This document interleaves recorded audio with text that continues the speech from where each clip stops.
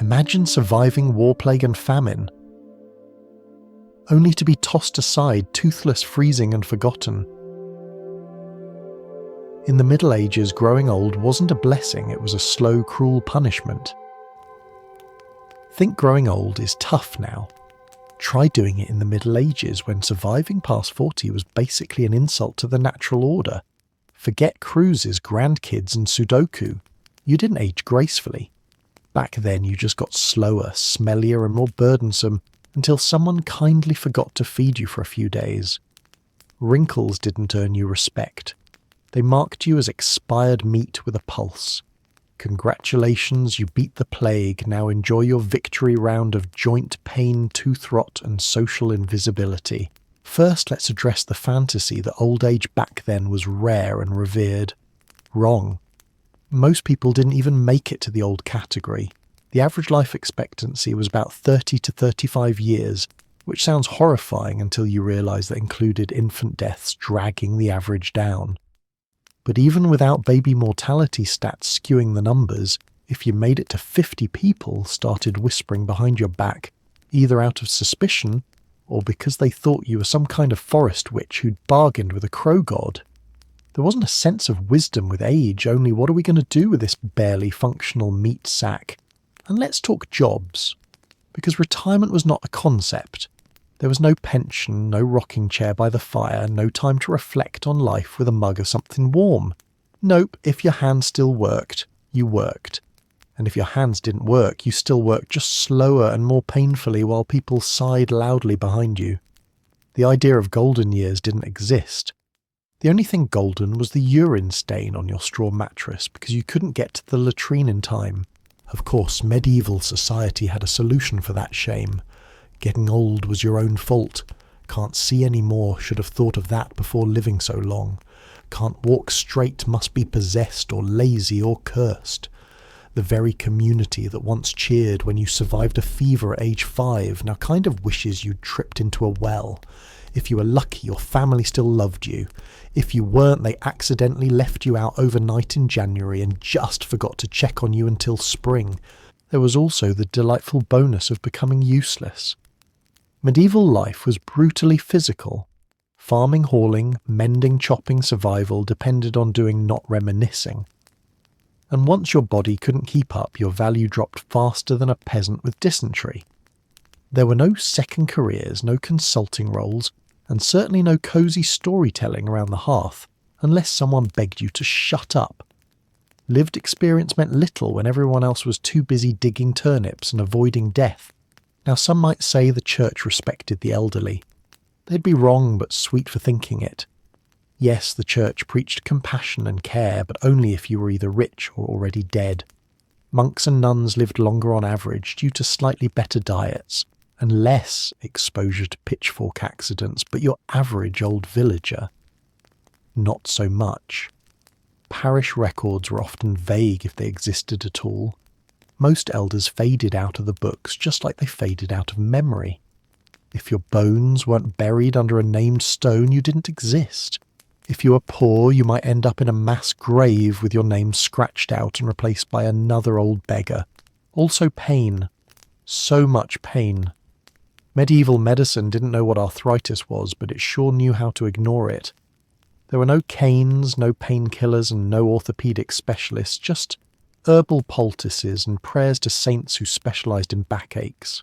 A bad hip that meant dragging yourself around like a medieval zombie groaning through fields while your kneecaps screamed, "I told you so." Your bones ached, your joints creaked, and every morning was a symphony of cracking noises that even death seemed to find too unpleasant to interrupt. Want a hot meal to make things better? Too bad. You probably couldn't chew. With most elders missing teeth or all of them eating became a game of guess what this mush used to be. No dentures, no soft diets, just porridge so bland it could erase memories. If you were lucky, you still had a few molars left. If you weren't, your meals came pre-chewed by time and disappointment. Don't even think about meat. Jerky might as well be wood. And bread. They baked it with ground-up animal bones. So it wasn't just hard, it was sharp. And the smell. Yes, let's talk about that. Hygiene was optional and usually avoided. Baths were rare, maybe once a year if you were wealthy, and even less if you weren't. Elders often couldn't clean themselves and relied on younger family members who weren't thrilled about scrubbing Grandpa's medieval mystery rash. The result? A walking incense stick of sweat decay and old sheep fat. You didn't smell like age, you smelled like bad decisions and rainwater. No wonder people thought death was nearby, you stank like it. Clothing didn't help. As you aged, your ability to mend or make new garments shrank along with your energy. Most elders wore layers of whatever hadn't disintegrated yet. Rags, patched tunics, maybe a stolen cloak from a scarecrow. Clothes weren't replaced. They were rotated into new levels of uselessness. You didn't look like a wise elder, you looked like a pile of mouldy laundry pretending to be human. In winter, the layers kept you warm. In summer, they cooked you from the inside out like a medieval meat pie with legs. And the eyes, cataracts, blurred vision, no glasses, just a slow decline into guessing where the hell everything was. Reading, forget it if you ever learned in the first place. Facial recognition, gone. You squinted at your own children like they were distant potatoes. Walking through your house became a tactical operation. Sharp corners were your sworn enemy. And heaven forbid you drop something because bending down might end with you never coming back up. Let's not forget respect. Today we associate age with wisdom. In the Middle Ages they associated it with weird noises and inconvenience. Elder was not a badge of honour. It was a polite way of saying this one's next. Young people didn't gather at your feet for stories. They avoided your feet because they probably had fungus. You didn't teach. You didn't inspire. You mostly just sat there coughing like a haunted bellows, reminding everyone that time was a cruel joke. Of course not all elders suffered equally. If you were rich male and attached to land or power, you got a few extra comforts like food servants and slightly thicker blankets. But even then, aging was a slow fade into irrelevance.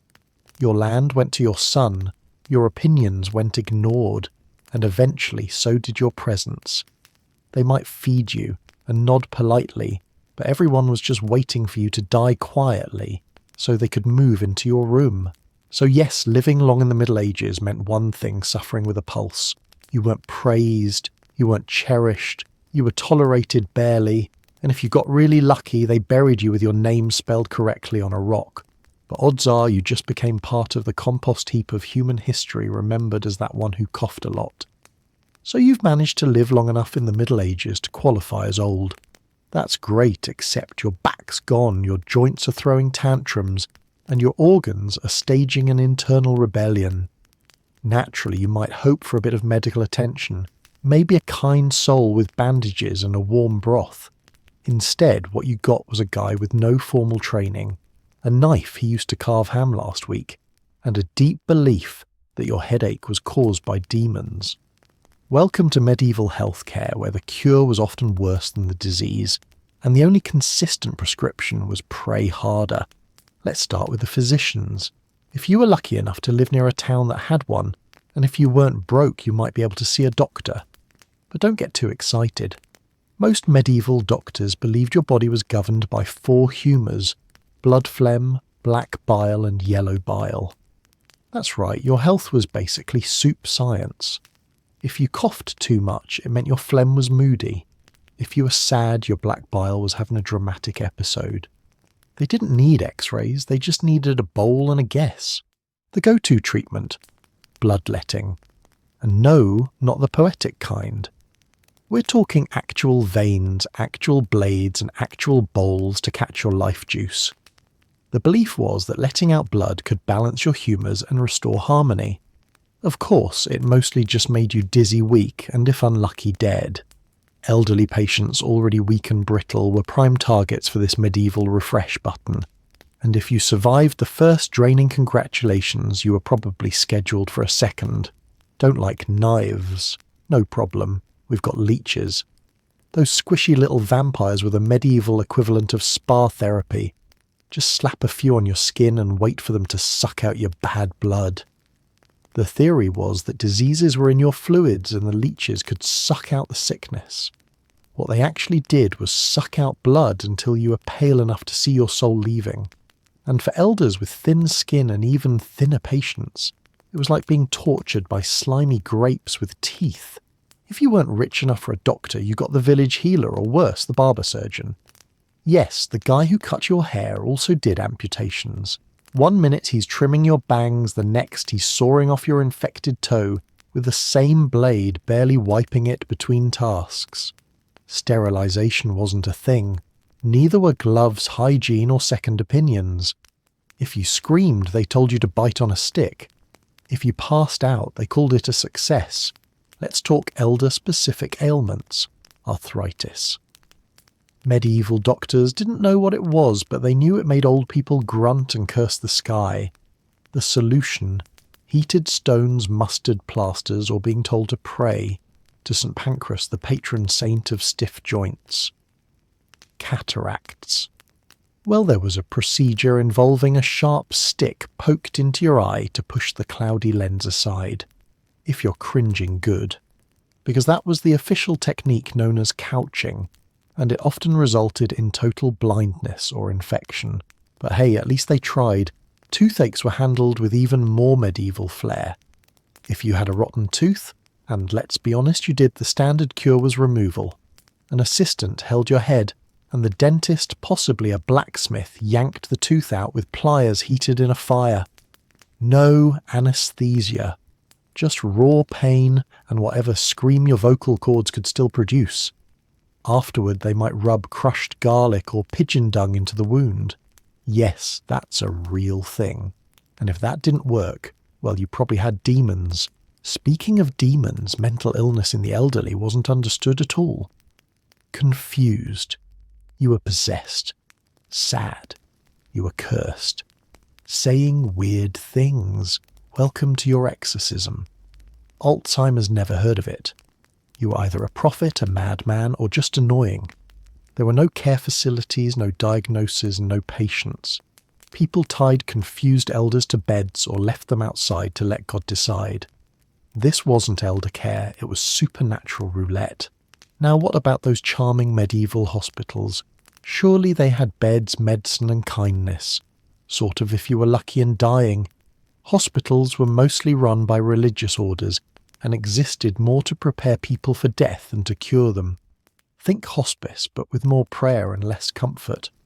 Beds were shared, sheets were rarely washed, and rats were considered part of the ambience. If you were old and poor, you got the corner cot next to someone coughing up their lungs and someone else leaking from unidentifiable orifices. Don't worry though, if you couldn't get into a hospital, you could always try a pilgrimage, that's right.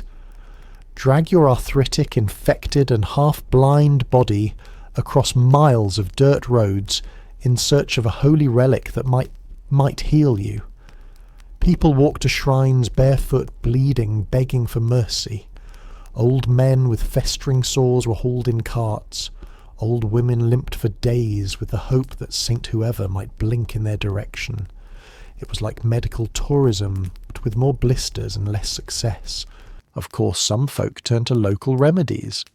Want to treat a cough boil hedgehog fat with herbs and drink it. Aching joints, rub crushed beetles on your knees. Stomach cramps. Swallow a potion made of beer, stale bread and blessed soil. Every village had its recipes handed down through generations who apparently hadn't noticed none of them worked. But they were cheap, and at least you could die tasting something weird. Let's not forget the role of the church in medicine. It was huge and often unhelpful. Illness was considered divine punishment. So instead of antibiotics, you got confession. Instead of surgery, you got holy water. If you were suffering, it meant God was testing you or punishing you for sins you didn't remember committing. The cure, repent harder. And if you died well, that just meant your soul was finally clean. Bonus. Monks were some of the best record keepers, and they wrote entire manuals on treating illnesses. Some of the advice was helpful, basic wound cleaning herbal teas. But then there were the gems like, to cure back pain, press a dead mole to the spine. Or, For fevers, write a Latin prayer on parchment and eat it.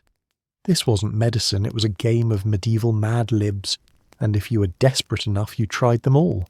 Let's say you got lucky and lived near an apothecary. You might get actual medicinal herbs like lavender sage or poppy for pain relief. But you also risked getting something worse like lead-based powders or mercury. Yes, mercury. It was believed to purify the body. Instead, it destroyed your liver, melted your mind, and killed you slowly. But you did look slightly shinier on the way out. And here's a fun fact, in some regions, people believe that drinking the blood of a young person could restore vitality. If that sounds vampire adjacent, that's because it kind of was. Rich elders might pay for the services of young servants to donate blood, or worse. The poor couldn't afford it, so they just got to die tired. Immortality, nope. Just expensive anemia with bonus guilt. Let's be clear, growing old in the Middle Ages meant enduring everything, longer colds, longer infections, longer recoveries that never really recovered.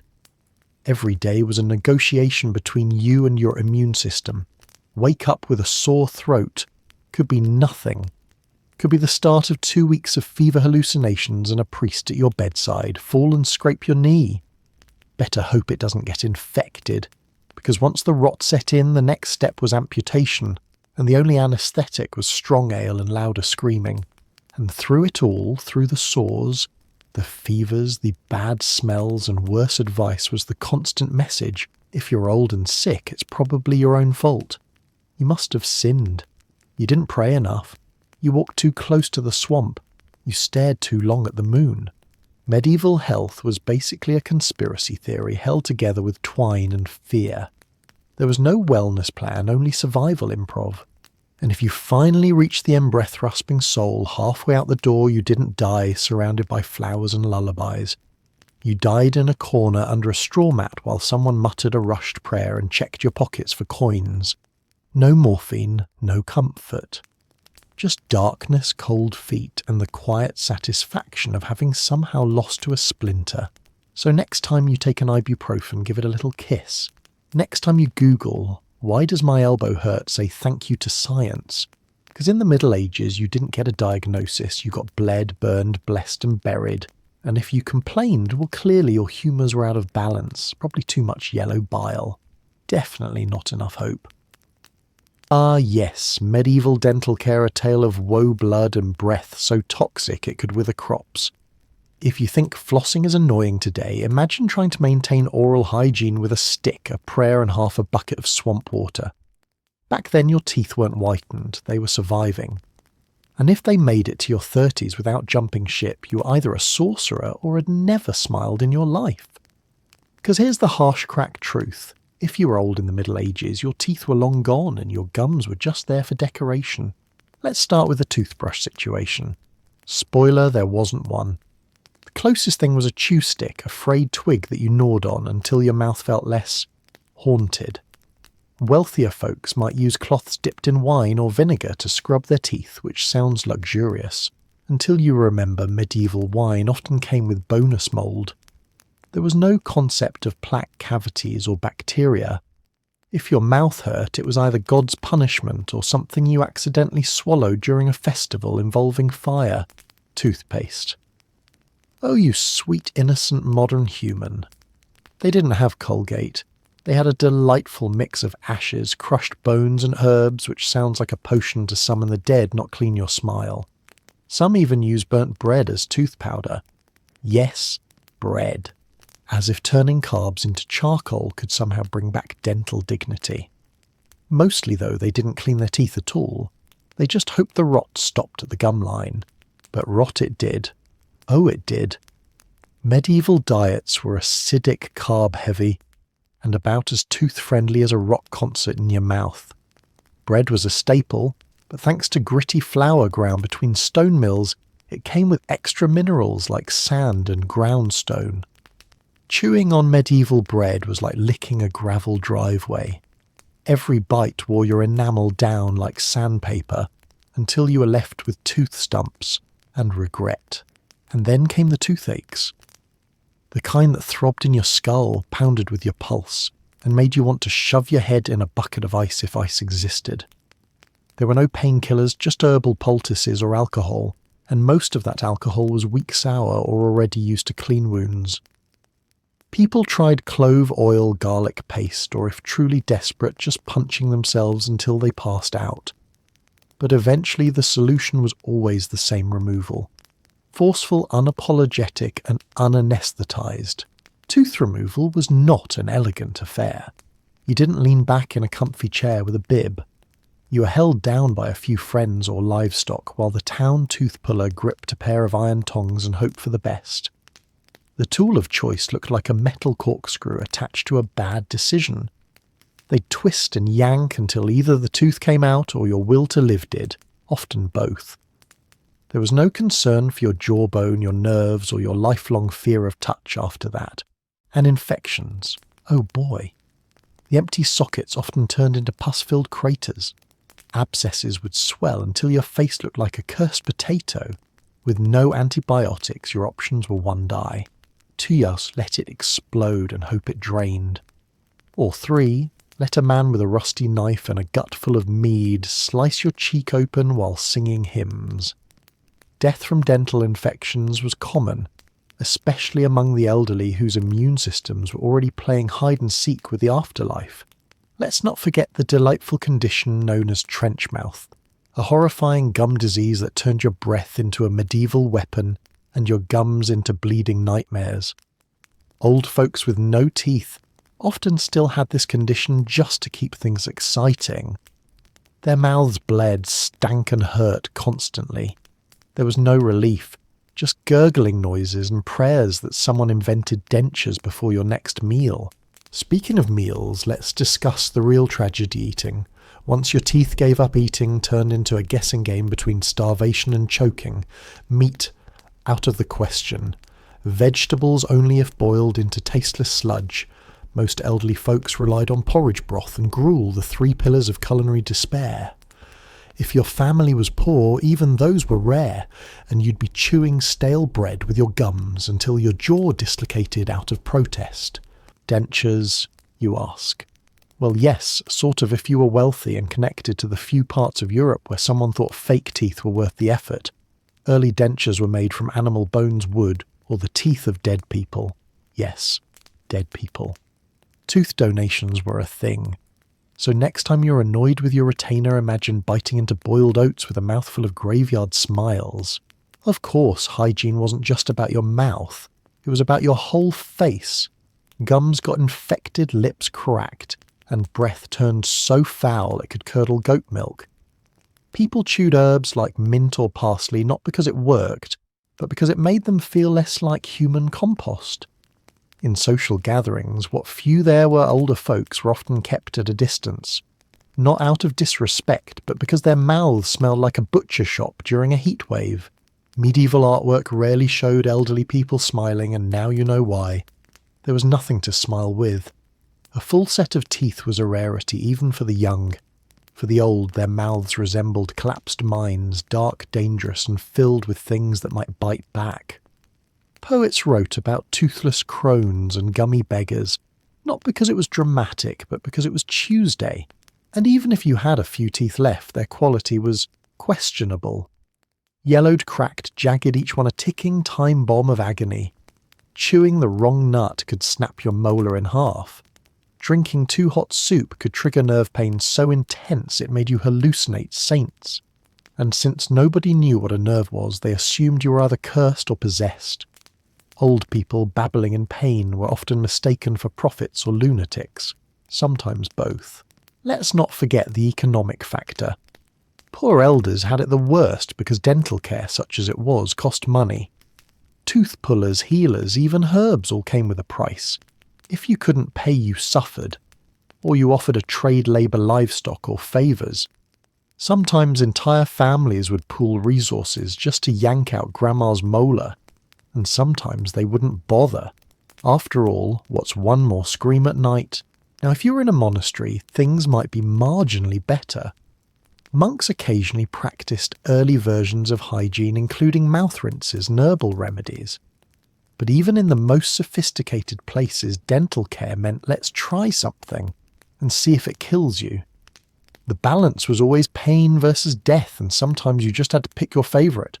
Medieval medical texts do mention oral health in between advice on astrology and bloodletting. One book suggested rinsing your mouth with vinegar and rosemary for fresh breath. Another warned that toothaches were caused by worms crawling in your gums. The solution: smoke them out with hot needles or sulphur. Yes, smoke. They genuinely believed your mouth housed tiny evil serpents. Honestly, it wasn't the worst guess considering what was happening in there. And the humiliation.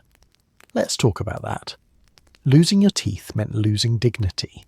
You couldn't speak clearly. You couldn't eat in public. You couldn't flirt, laugh, or yell at children without sounding like a broken wind instrument. People started ignoring you not because they hated you, but because they couldn't understand your words through the spit and slurping. Your final years were spent whispering to soup. Some cultures had beliefs tied to teeth, superstitions, omens. Losing certain teeth meant death was coming. Others believed burying a pulled tooth under your doorstep would prevent ghosts. But mostly teeth were seen as tools. Once they broke, you were considered broken too, especially if you were old. A toothless elder was a walking reminder that decay comes for everyone, and nobody wanted that reminder near the dinner table. Even animals got better treatment sometimes. Wealthy knights brushed their horses' teeth with rags dipped in wine. Peasants brushed their dogs with straw. Meanwhile, Grandpa was sitting in a corner, drooling into his beard, trying to remember when he last chewed something without crying. He didn't ask for much, just a soft meal and maybe not dying from molar rot. By the time death came, your mouth was often the worst part of the corpse. The jawbone exposed the gums, blackened the tongue, shriveled like a dried slug. No embalming, no dental cleaning, just burial in a shallow grave mouth, open in a silent, toothless scream. If archaeologists dig you up 800 years later, they'll know two things. 1, you lived a long time, and 2, your oral hygiene was a tragedy. So next time you brush your teeth, take a moment. Thank your toothpaste. Thank your dentist. Thank fluoride toothbrushes, floss mouthwash, Novocaine, and the warm water that comes out of your sink like a miracle. Because back then, being old didn't just mean living without teeth. It meant suffering without them publicly, painfully, and permanently. And if you still hate going to the dentist, remember, at least they don't show up with a bucket of leeches and a saw. Our family, the warm embrace of loved ones, the joy of generations gathered around a shared fire, and in the Middle Ages, the subtle question of whether to feed grandma or the 5-year-old with stronger teeth. Let's be honest, when food was scarce, and winters were long, sentimentality had a short shelf life. Medieval families weren't heartless, they were just hungry. Love didn't put porridge on the table, and respect didn't boil into soup. If you couldn't contribute, you became a warm-blooded decoration in the corner, occasionally asked for a prayer but never a portion. In a peasant household, there was no such thing as extra. No snacks, no leftovers, no magical cupboard that produced food just because you were tired and 65. Most meals were calculated by the mouth. Not the person, the mouth. Each mouth that opened meant less gruel for everyone else. And guess what? A child with energy and 20 future harvests ahead of them looked a lot more worth it than someone who spent most of the day cursing the cold from a straw mat. Elderly folks weren't always fed last, but they were fed after. After the workers, after the children, after the men who could lift things, build things, or defend things with sharp metal. You, the old one, were at the end of a very long, desperate line of chewing. Your status in the food chain dropped with every year your back couldn't bend low enough to weed the turnip patch. They didn't call it elder care, they called it we'll see what's left. Let's look at a standard meal. Pottage, a sad beige sludge of barley water, and whatever vaguely edible plant could be tricked into boiling. No seasoning, no variety, just hot, wet survival in a bowl. And if meat ever showed up, it was a gift from the gods or a squirrel that made a fatal mistake. Kids got the biggest scoops. Adults got second. You got the ladle scrape. Maybe, if the kids weren't looking. Now you might be thinking, surely they took care of Grandma out of love, and yes, sometimes they did. But that love was strained when there were 8 people in one room and not enough bread to fill 5. Children crying from hunger at night didn't leave much emotional room for warm, fuzzy conversations about Grandma's sacrifices in her youth. Memories don't fill bellies. Warm feelings don't plant wheat. A grandmother's lullaby didn't count as calories unless she was singing to distract you from hunger pangs. In some cases, elders were even expected to give up food for the young. Voluntarily. Out of duty, out of guilt, or out of being heavily stared at during mealtimes. Some even fasted without saying a word because the shame of watching their grandchildren chew nothing was sharper than the hunger. Others had food forgotten near them, not poisoned, not denied, just forgotten. A casual neglect, a tragic misplacement of mercy. And don't think the nobility had it much better. Sure, their tables were fancier and their meals had names like roasted swans stuffed with whatever peacocks eat. But if you were an old noble, your problem wasn't starvation, it was irrelevance. Younger sons plotted inheritance. Wives whispered with priests. Servants served you, yes. But they also knew you were one slip staircase away from becoming a memory. And if there was a feast, you got a seat, but not always an ear. In monasteries, food was slightly more reliable. But even then, age didn't equal abundance. Meals were silent, sparse, and deeply symbolic. You weren't chewing for pleasure, you were meditating on boiled lentils. And if you were too old to work, you ate less by rule. Monastic records showed rations reduced according to labour output.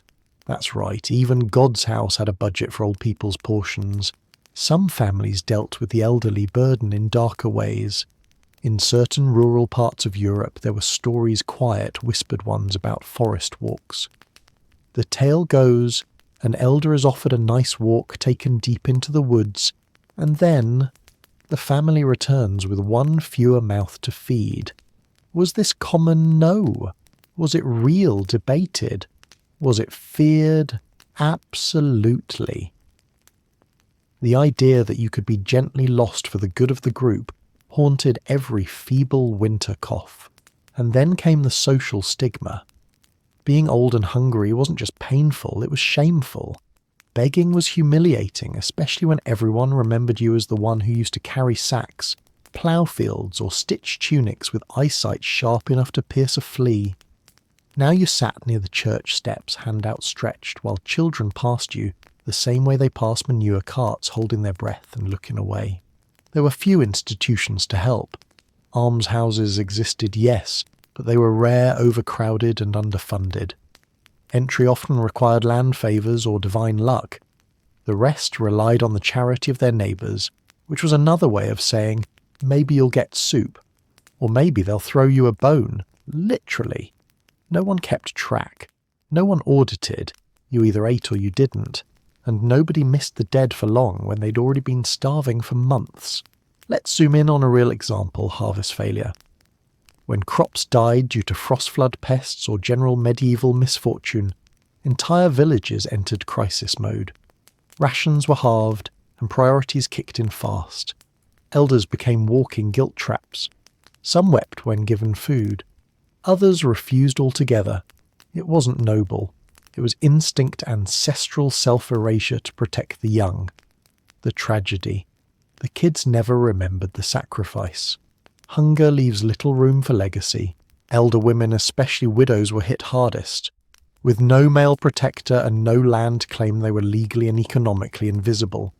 Some became herbalists or midwives, but even those roles came with suspicion. One wrong death, and suddenly you were the witch who stole a child's soul for soup. Better to stay silent, stay small, and hope someone remembered to share a crust. And food theft, oh yes. In desperate winters, even kind grandchildren stole from their elders. Not out of cruelty, but because hunger makes morality malleable. A crust here, a bit of broth there, she won't notice. And often she didn't, because her brain, fogged by age and starvation, had long since stopped tracking the ladle. Festivals and feasts offered brief relief, but only if you were still mobile enough to show up. If you couldn't walk to the fire, you missed the meat. If you couldn't stand in line, you got cold scraps. No one delivered plates out of pity. They celebrated survival, not slow decay. You weren't uninvited, but you were unintentionally abandoned. In literature of the time, elders were often cautionary tales. The wise old man who warns the village but is ignored. The grandmother who gives her last loaf and dies the next day. Stories painted aging as either sacred or pathetic with little in between. But these tales weren't just stories, they were normalized expectations. Give everything, ask for nothing, die quietly. Meanwhile, food wasn't just survival, it was identity. Being excluded from a meal was being excluded from life. In some regions, elders sat at a separate table or floor mat away from the main circle.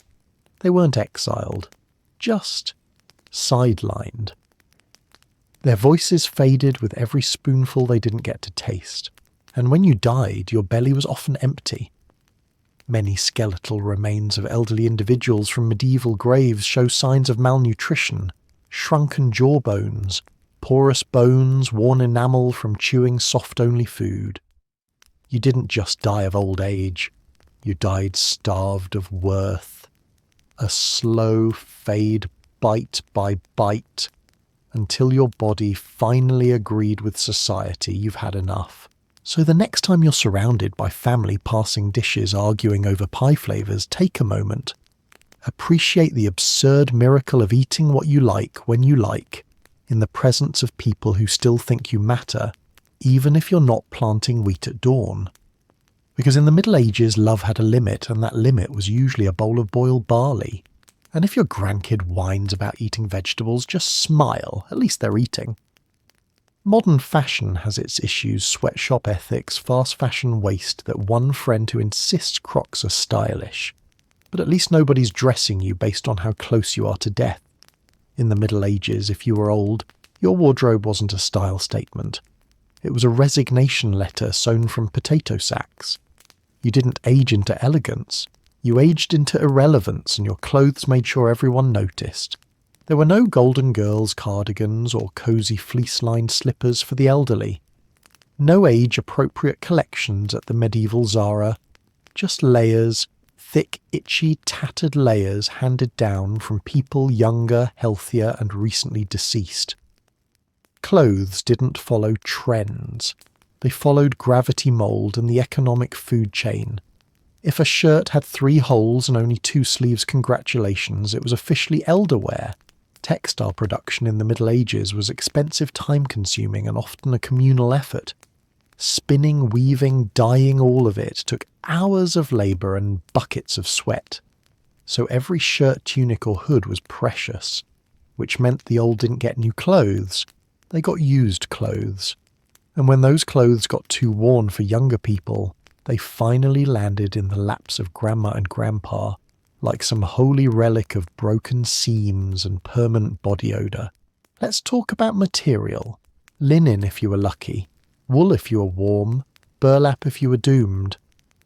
The elderly often wore garments made of the scratchiest, heaviest and cheapest fabrics available, because no one wanted to waste fine cloth on someone who might not survive winter. Silk reserved for nobles and saints. You got the fashion sense of a soggy goat. And if your joints couldn't bend well, good luck dressing yourself without injury or spontaneous swearing. Colours faded faster than your vision. That vibrant red tunic you owned in your youth long gone. Now you wore something that may have once been blue, or green, or fungal beige.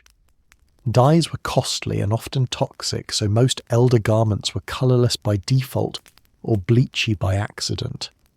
Black was too expensive and white didn't stay white for long. What remained was a muddled mess of mud ash and vague sadness. Fasteners were another cruel joke. Buttons were luxury. Laces were a puzzle. Pins stabbed you. Belts broke. If you were old and arthritic, fastening your own clothing became a morning ritual of mild contortion and creative profanity.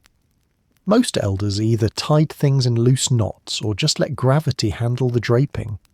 Robes hung off shoulders. Tunics drooped like wilted cabbage. You didn't wear clothes, you dragged them around like soft, itchy anchors. Shoes.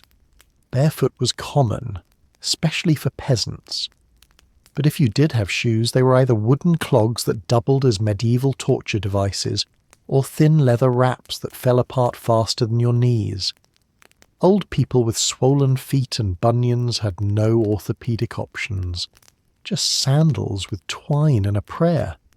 Imagine walking 10 miles in cowhide slippers through mud frost and rat droppings, and then imagine doing it with gout. Hats were supposed to symbolize wisdom and piety, but by the time you were old enough to earn one, your hat looked like it had been stolen from a scarecrow and dipped in soup. Elderly women wore veils or wimples if they could afford them. Otherwise, they just wrapped whatever was clean and vaguely shaped like fabric around their heads like human turnips. Fashion didn't flatter the aged. It just hid their hair loss and sunspots until they resembled mildly haunted vegetables. And underwear, let's not. Seriously. Medieval undergarments were rudimentary at best. Most peasants didn't have any. The elderly especially often went without because bending down to tie loincloths was an orthopedic nightmare. Some historians suggest old folks just let it all hang out under their tunics. Dignity minimal, draft maximum. You walked into a room and the breeze left before you did. Now imagine winter, there's no heating, no wool socks from the Christmas market, no thermal leggings or heat tech. Just ragged layers over knobbly bones and fingers too stiff to tie knots. Blankets were shared, not assigned. Fires were central, and you had to fight your grandchildren for proximity. If your clothes weren't thick enough, your body learned the fine line between chilly and permafrost. Then there was the smell factor. Clothes weren't washed often, soap was rare, water was cold, labour was painful. So if you were old, your clothing became a second skin made of grime, sweat and fermented regret. You didn't wash your tunic, you aired it out occasionally and hoped no rodents moved in. Over time, fabric stiffened with salt and sadness. When you died, your clothes could stand upright on their own. Wealthy elders had tailors, sure, but only if their children weren't vultures. Once you stopped running your estate or producing heirs, you became a financial inconvenience. Some were kept well-dressed to maintain family reputation. Others were quietly downgraded to the roomy robe phase of life, where every garment looked like it belonged to a ghost from 5 generations ago. You didn't wear fashion. You wore inheritance delays. There's also the psychological toll. In modern times, clothing is identity. We dress to express ourselves, to feel confidence, dignity, joy. In the Middle Ages, if you were old, your clothes told the world one thing. This person has expired, but we haven't cleaned up yet. You could be wise, witty, and full of stories, but if you looked like a scarecrow that lost a fight, no one stuck around to listen. Your wardrobe aged you faster than your bones ever could. Portraits of elderly people from the time when they exist show heavy hoods, folded layers and deeply shadowed eyes. Artists rarely gave them colour. They were drawn in greys and browns like walking monuments to weariness. Their bodies slumped, their clothes hung, their expressions screamed, "I'm cold, I'm tired, and someone stole my only sock." Even in death they weren't dressed with care, just wrapped in whatever sheet was clean enough to double as a shroud. Monasteries had specific robes for old monks, often darker, heavier and more worn, not to symbolise honour, just to make sure they didn't mix them up with the younger ones who still did manual labour. Nuns fared slightly better, their habits offering modesty and warmth. But as the years passed, so did their access to the clean, neatly folded fabrics reserved for the able-bodied. They aged quietly in the same cloth they scrubbed floors in for decades. And there were no closets, no wardrobes, no seasonal rotation. You owned what you wore, maybe one extra tunic if you were lucky. Old people didn't hoard shoes, they hoarded rags, scraps and broken belts, hoping they'd be useful one day. Some sewed their own garments from curtains, sackcloth or funeral garb repurposed, after the relative stopped breathing. Your body was always cold, your fabric was always damp, and your dignity was optional. Social status mattered too. An old nobleman dressed in threadbare robes was seen as humble, pious, maybe even wise. An old peasant dressed the same way was mistaken for a beggar, a lunatic, or just an obstacle in the road. The same rags meant two very different things depending on your name. Fashion didn't forgive. It judged, labelled, and cast you out with one crooked seam. Fashion manuals of the day rarely included guidance for the elderly, because old people weren't expected to be seen. You aged out of visibility. You became background texture, just another hooded figure in the chapel, another bent shape beside the fire. There were no fashion icons over 50. There were just survivors with shawls made from memories and mouse holes. But perhaps the most tragic part, no one remembered what you wore. Your clothes weren't saved. They weren't cherished. They were passed on to the next crumbling relative, or burned or turned into rags to clean chamber pots. Your legacy wasn't a quilt of shared stories, it was a pile of moth-eaten linen no one wanted to touch. You lived in those clothes, you died in them, and then they vanished like your name from the parish roll. So next time you wrap yourself in a soft sweater, zip a warm jacket, or choose between colours because this one brings out your eyes, pause. Appreciate the luxury, the softness, the dignity of choice. Because back then, being old meant wearing what was left, what was broken, what no one else wanted. You weren't fashionably aged. You were forgotten, layered in fabric that whispered, you no longer matter. And yet, you still got up, pulled on those rags, and faced another cold morning. Because in the end, style didn't keep you alive. But stubbornness did. Welcome to medieval mobility, where every step after 50 was a gamble, and stairs were a death sentence waiting for a shove. Today, when someone says I'm losing mobility, they mean they need a knee brace or a gentle Pilates routine. In the Middle Ages, it meant they were about to become furniture. Once you lost your ability to move easily, your social value dropped faster than a bucket in a plague well. You didn't slow down, you stalled. Let's begin with terrain. Modern sidewalks are smooth, well lit, and occasionally sprinkled with inspirational chalk quotes. Medieval roads were basically obstacle courses designed by Satan's bored nephew. Mud manure, loose stones, freezing puddles, wild pigs every step outside your home came with a side of potential bone fracture. For the elderly with weak knees and slippery shoes, if they even had shoes, it wasn't a walk, it was a slow, calculated negotiation with gravity. If you fell, you didn't bounce, you broke. And if you broke something, well, good luck. There were no casts, no physical therapy, no orthopaedic surgeons named Chad with a clipboard and a reassuring smile. A fractured hip meant a splint made from firewood and prayers. An ankle injury meant you now dragged your leg behind you like a haunted puppet. Recovery wasn't a phase, it was a lifestyle. You healed wrong, if at all, and people adjusted by handing you less work and more pity. Usually. Now picture your home. Not a cosy bungalow or ergonomic condo, more like a one-room hut with uneven floors and zero furniture designed for comfort. No chairs with backs, no cushions, just wooden benches and the occasional pile of straw. Getting up from the floor was a full-body workout, and sitting down felt like daring your joints to rebel. The elderly learned to lean perch or surrender to the ground entirely. Falling asleep on the floor wasn't a nap. It was gravity claiming its prize. Let's talk assistive devices.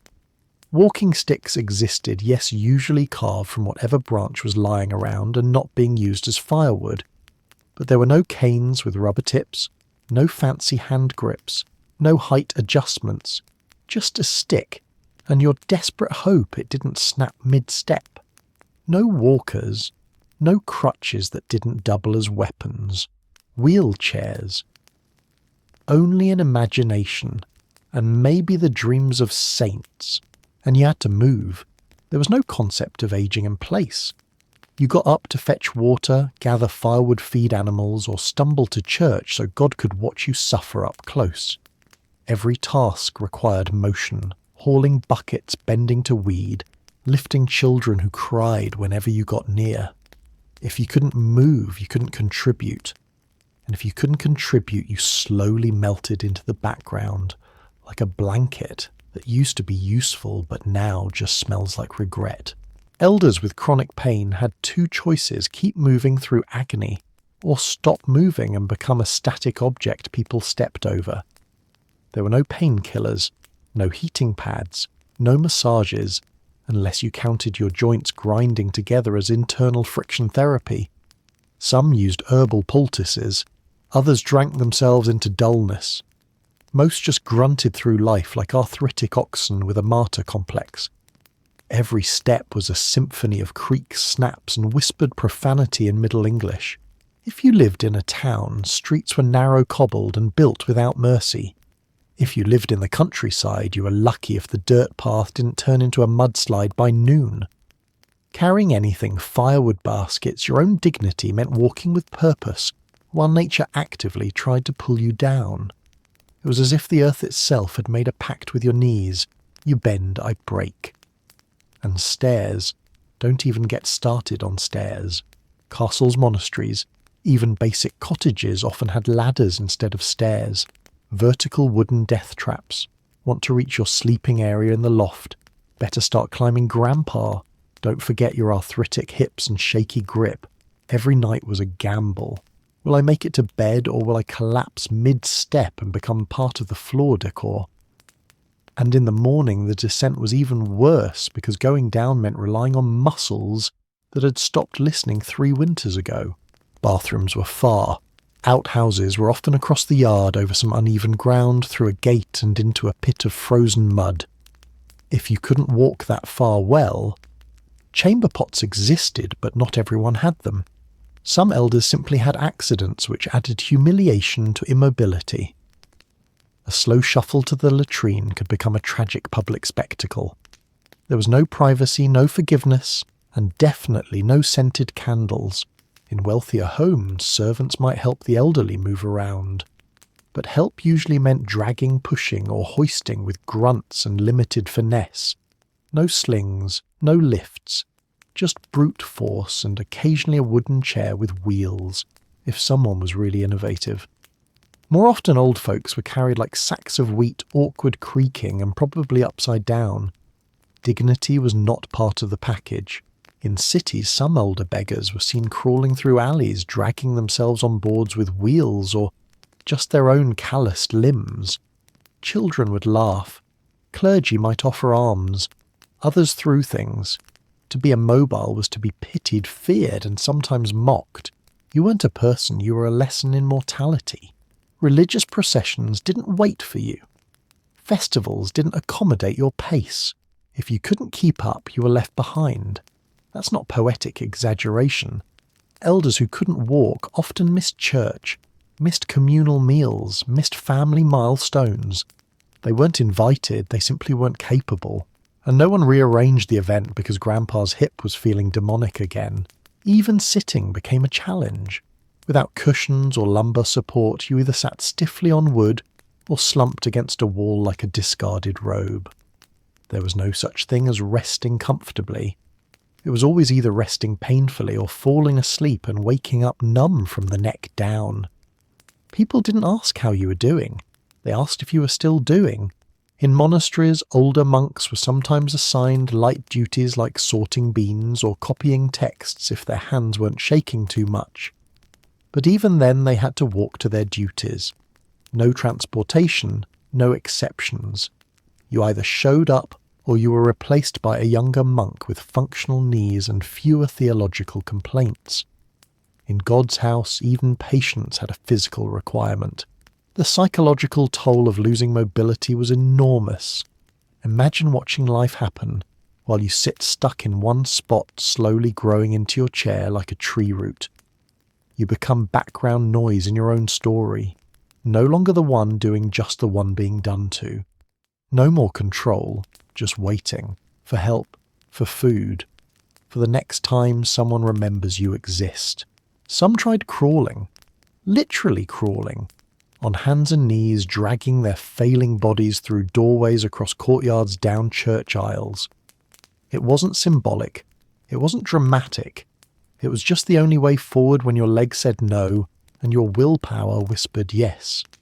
Medieval elders learned to adapt. because if they didn't move, they didn't eat. And if they didn't eat, they didn't matter. There were exceptions, of course, elder knights given respectful retirement noblewomen, tended by servants monks allowed to remain in prayer. But even then, movement was limited, painful, humiliating. You could have gold rings and velvet robes, but if you couldn't climb stairs, your status was symbolic only. No one bowed to someone they had to carry. Respect was earned through action. Stillness was suspicion, and when the time came that you could no longer move at all, when your legs gave out, when your spine seized up, when your body said, "This is where we stop," you didn't get a bed with side rails and a call button. You got a mat on the floor, maybe a blanket, maybe a family member who sighed every time they stepped over you. You were still alive, but already being walked around like a piece of inconvenient furniture. So yes, in the Middle Ages, mobility was everything. It was freedom, contribution, dignity, survival. Lose it, and you didn't just lose movement, you lost your place in the world. You became a living reminder that everyone else was just a twisted ankle away from being forgotten. And no one likes reminders. Next time you curse at your bad knee or roll your eyes at an elevator, take a breath. Be grateful. You're not dragging yourself through sheep poop to get to a freezing outhouse. You're not crawling over cobblestones to beg for a stale crust. You're not groaning in the corner while someone else ties your shoes with passive-aggressive prayers. Because back then, mobility wasn't about comfort. It was about worth. Let's talk about smells. No, not lavender-scented retirement homes or peppermint foot balm. Let's talk real old people smell, the kind that arrives before you do settles into wooden furniture and makes goats raise their eyebrows.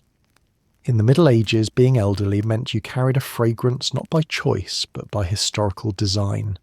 It wasn't your fault. You just lived in a world where hygiene was a luxury, water was suspicious, and soap was something people used once and bragged about for weeks. Modern people complain about BO after a gym session. Imagine medieval life where even breathing too hard could leave you smelling like boiled onions and regret. Showers didn't exist. Baths rare. Cold and potentially fatal if you were over 40 and had sensitive humours. You didn't bathe, you strategically wiped like a lazy cat with arthritis. Washing your face might happen once a week. Washing your entire body that was reserved for coronations and divine interventions. The elderly were especially vulnerable to the stink game because their bodies were breaking down in more ways than one. Slower movement meant more sweat trapped under layers of wool. Limited mobility meant less access to rivers or even buckets. Failing eyesight meant missing spots, sometimes all the spots. And let's not forget the arthritis that made reaching your own armpits a feat of medieval acrobatics. If you couldn't lift your arms, you simply lived with whatever grew beneath them. Now let's look at what they wore. Imagine sweating into a thick wool tunic for 6 months straight without a wash, then sleeping in it, then waking up and sweating some more. The layers didn't just trap heat, they trapped history. A blend of body oils, dirt, food, spills, animal dander, and whatever was floating through your one-room house, where the fireplace doubled as a fumigator. After a while, your clothes weren't garments, they were ecosystems. Soap existed, sure, but not the good kind. Medieval soap was harsh lye-based, and often left your skin dry enough to flake off mid-conversation. It was expensive and prioritised for laundry, if at all. Most peasants used ashen water sometimes with a sprinkle of herbs because smelling faintly like rosemary was considered luxurious. If you were elderly and poor, your hygiene routine consisted of maybe splashing your face with cold water from a shared bucket and hoping God graded on a curve. Hair care was another battlefield. Lice were so common they were practically pets. Combs were made of bone and shared among family members like cursed heirlooms. Elderly people often stopped combing altogether, either from exhaustion or because it was too painful. So hair became matted, greasy, tangled into tight little nests that occasionally moved. You didn't just lose your dignity, you lost your scalp real estate to tiny squatters with excellent reproductive systems. Let's not forget the feet. Medieval footwear was either non-existent or rudimentary leather wraps that held in moisture like a slow cooker. Elderly feet were gnarled, cracked fungal, and often wrapped in the same cloth bandages for weeks on end. Toenails were thick and yellow, possibly doubling as medieval lockpicks. Add in a lack of ventilation, and your shoes became portable crime scenes. You didn't walk into a room, you wafted in. Dental hygiene. Already covered in gruesome detail in part 3, but just to refresh your horror, no teeth-infected gums and breath that could assassinate a cabbage from across the room. Old folks' breath wasn't just unpleasant, it was apocalyptic. Add in digestive issues from bad food, rotten intestines, and chronic constipation, and your entire body became a biological protest. Flatulence wasn't an occasional joke, it was a daily drumbeat of despair. Bed linens, if you had any, were rarely washed. Elders often spent their final years in the same straw mattress soaked with sweat, drool, and mystery fluids. Incontinence was common, especially as joints failed and bladders rebelled. Chamber pots overflowed. Night soil collectors often ignored the homes of the poor, so waste built up. Imagine sleeping next to a wooden bucket of your own fermented regret. That wasn't a health hazard, that was a lifestyle. Now imagine how all that combined into a singular horrifying scent signature. One historian described the smell of an elderly peasant's home as ripe wool and boiled cabbage layered over damp ash and decay. That's the polite version. Less polite records described neighbours complaining about the stench of oldness and accusing elderly widows of sorcery because only witchcraft could explain why the smell never went away. They didn't understand biology. They just understood that you smelled wrong. Which brings us to the emotional cost of smelling like death in slow motion. Being old already meant being invisible. Add in a cloud of bodily chaos, and people didn't just ignore you, they avoided you. Children were told to be kind to grandma but not to stand too close. Friends drifted away. Family sat further at meals. Conversations happened at a safe sniffing distance. If someone offered you herbs to wear, they weren't gifting, they were begging. Religious ceremonies tried to mask the communal odour with incense. Monasteries burned herbs like frankincense and myrrh, not to honour God, but to survive Vespers without vomiting. Pilgrimages smelled like 1,000 wet sheepskin rugs, baking under a sun made of divine punishment. Even saints were said to emit sweet smells after death, which was probably less about holiness and more about how rare it was to die without reeking like a compost bin. Medieval medicine believed in bad airs miasmas. They thought disease was spread by foul smells. So if you were old and smelly, people assumed you were not only contagious but cursed. Being close to you was dangerous. Sharing a room was a spiritual risk. You didn't just stink, you summoned illness. Attempts to fix this limited. Elders sometimes hung dried herbs around their necks, lavender, sage, even garlic. Not for vampires, for vibes. It didn't help. The herbs gave up. They dried out and fell apart like the elders wearing them. Perfumes existed, but were wildly expensive. If you were rich, you might dab rosewater behind your ears. If you were poor, you hoped no one sniffed you from behind. Worse still, your own nose gave up. Elderly people often went nose blind to their own aroma because olfactory fatigue is real, and the human brain is merciful. So they thought they were fine, others didn't. Which made communication awkward. Social gatherings, tents, and group sleeping arrangements a full olfactory assault. You weren't a person, you were a challenge. Funerals were fast for a reason. Dead bodies decayed quickly in the heat. But even the living elderly were sometimes mistaken for corpses just based on smell. There are records of people being declared dead only to cough themselves awake during the blessing. Imagine waking up to someone throwing holy water on you because you smelled like expired justice. The smell became your signature. Before you entered a room, your musk did. Dogs growled. Cats hissed. Neighbours held their cloaks to their faces like you were patient zero. Elders didn't need introductions. They just needed a breeze to announce them. And unlike youth, which comes with glowing skin and fresh sweat, old age in the Middle Ages came with the lingering aroma of endurance and mildew. You might think this was just a peasant problem, but even nobility stank. Their clothes were heavier, their diets richer, and their toilets fancier, yes, but still smelly. Elderly nobles suffered from gout ulcers and infected wounds. They soaked in tubs of wine or milk, believing it preserved the skin. All it preserved was the stench. Their bed sheets were changed slightly more often, but only if the servants had strong stomachs and no better job options. Some elderly folk tried to retreat into nature. Forest hermits, wise women in the woods, old monks in remote cells. Part of it was spiritual. The rest was probably because no one wanted to share a room with them anymore. Living alone wasn't peaceful, it was practical. Solitude didn't purify the soul, it just gave the nose a break. Even your legacy stank. After death, clothes were burned, bedding was discarded. People sprinkled vinegar or ash around the corpse, not out of reverence, but because of what death added to your already formidable scent. And if you weren't buried quickly, animals let everyone know. A medieval village didn't need a bell to announce a passing. It just followed its nose. So next time someone jokes about old people smell, remember, it used to be worse. Much worse. Medieval elders didn't smell because they were old. They smelled because life clung to them in every oily, fungal, fermented way possible. They were walking proof that survival has a scent and it's not pretty. And honestly, after crawling to the latrine, boiling in wool, chewing on mouldy porridge and praying to saints with bad knees, you earned that smell. Let's get straight to it.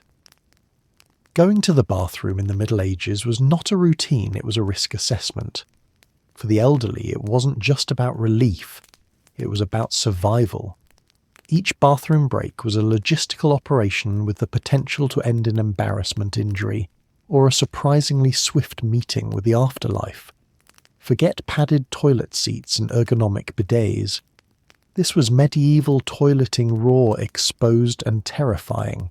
If you were lucky enough to live in a castle or monastery, you had access to what they called a garderobe. That sounds fancy, doesn't it? Like a closet for your thoughts. It wasn't. It was a hole.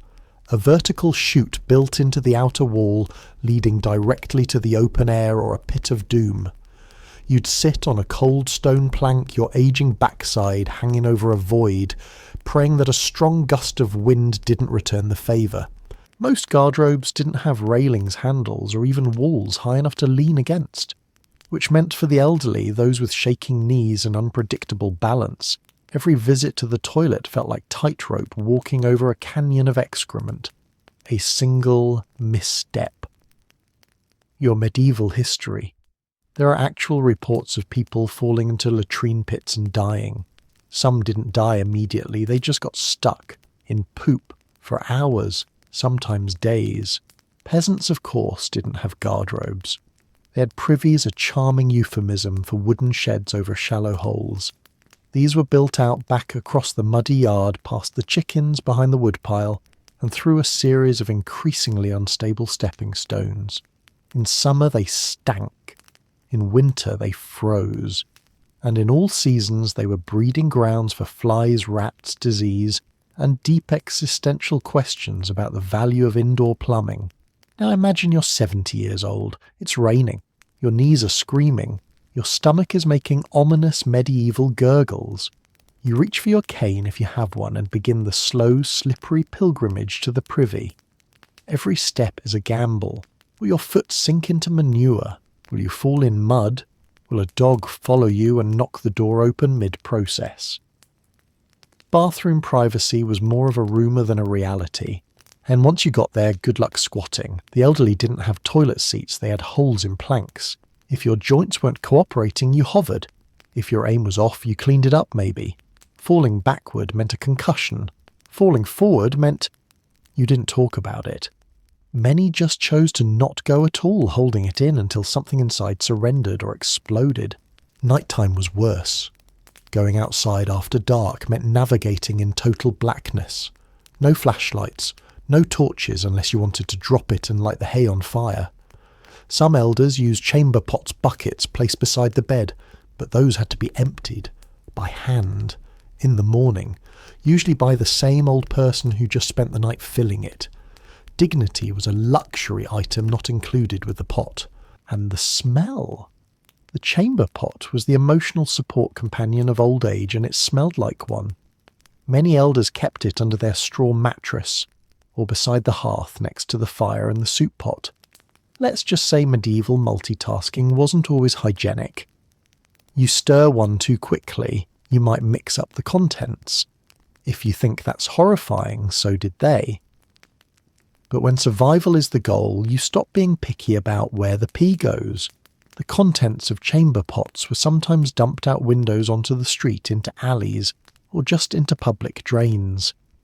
In cities, you could be minding your business and suddenly baptised with a stranger's digestive regrets. For the elderly, who couldn't lift the pot well aim was not a strength. Some just tilted it outside and let gravity do the work. It wasn't neat, it wasn't pretty. But it was medieval plumbing at its most enthusiastic. Now let's talk toilet paper, or the tragic lack thereof. Soft tissues dream on. The most common wiping tools were moss leaves, hay scraps of cloth, or if you were truly desperate, your own hand followed by a splash of cold water. Some nobles used wool, which sounds soft until you realise it was unwashed and likely reused. There was no one and done. It was more like wipe and weep. In monasteries, hygiene rules sometimes required communal wiping tools, sponges on sticks washed in communal water. Yes, you read that right, shared sticks. The same ones used in a rotation that would make modern public health experts cry into their Purell. If you were elderly and had slow reflexes, you probably got last pick. That meant using something that had already made 4 rounds and possibly had opinions. Public toilets weren't a solution either. In larger cities, public latrines existed stone benches overflowing streams or pits. But for the elderly, reaching them meant navigating crowded streets, stairs, markets, and impatient youth who didn't yield to slow walkers. And once you were seated, there were no rails, no handles, no one to help you up. If your legs gave out mid-defecation, you might become a permanent fixture of the bench. Incontinence was inevitable. As joints failed and bladders betrayed, many elderly simply lost control. But there were no adult diapers, no liners, no discreet pads. Just shame. Some wrapped themselves in extra cloth, hoping to contain the damage. Others soiled their clothes and sat in them, not because they were careless, but because no one helped. Incontinence wasn't understood, it was judged. And then came the social fallout. A smell in a one-room home lingered. Children wrinkled noses. Spouses sighed. Neighbours gossiped. The elderly became that smell reduced to whispers and disgusted glances. You could be wise, kind, generous, but if you peed yourself once during Vespers, that was your reputation sealed. Forget your years of labour. People remembered the stain. Even in death, the mess followed. Elderly bodies were often found surrounded by their own waste, especially those who lived alone.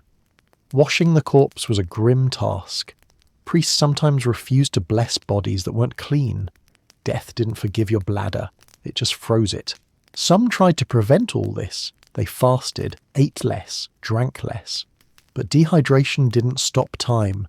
It just made your urine darker, your bowels sluggish, and your organs sad. Constipation became chronic. Elderly folks would sit on the toilet rock. Yes, sometimes it was just a rock for hours praying for movement. Not spiritual movement, any movement. And when it came like judgment. And then there were accidents in public. A stumble, a sudden cramp, a delayed reaction. You wet yourself in the town square. No one helped. Children laughed, dogs sniffed. That day your humanity leaked with your bladder. People forgot everything about you except that moment. Medieval dignity was one accident away from extinction. So what was the emotional cost? Beyond the hygiene horrors, beyond the logistical nightmare, it was the loss of privacy, of control. of being able to take care of yourself without needing someone to wipe clean or carry you. Bathroom shame stripped elders of their pride more than anything else. You didn't feel old because of your grey hair. You felt old when you couldn't wipe your own behind without dislocating a shoulder, and yet people endured. Because they had to. Because that was life. Because they understood that dignity wasn't always clean, and survival wasn't always pretty.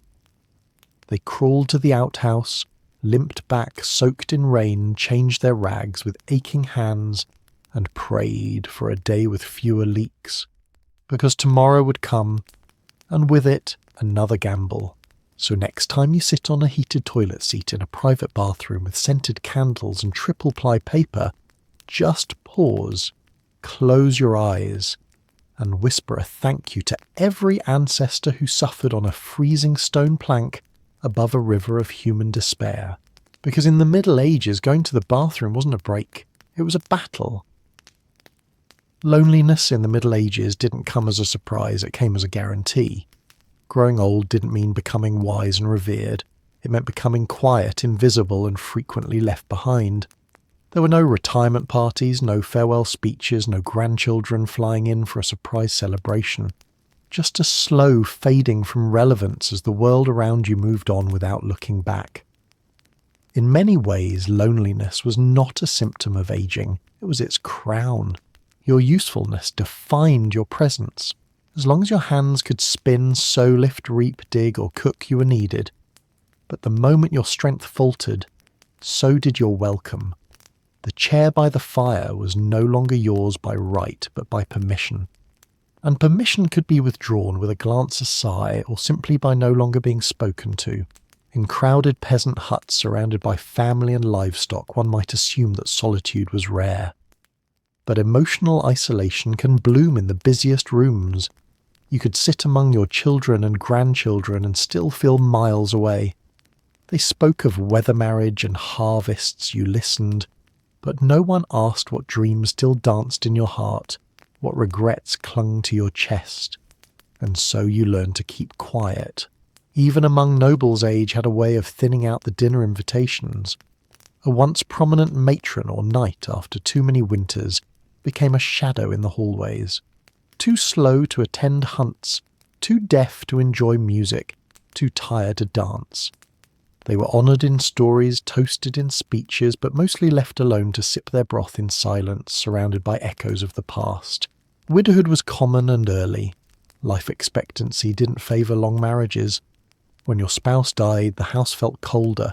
When your friends followed, the air turned hollow. You stopped hearing your name except in whispers, discussions of inheritance, burial plans, or whether the coughing meant it was finally time. No one ever asked how you were sleeping, or dreaming, or remembering. Religious life offered a kind of structured loneliness.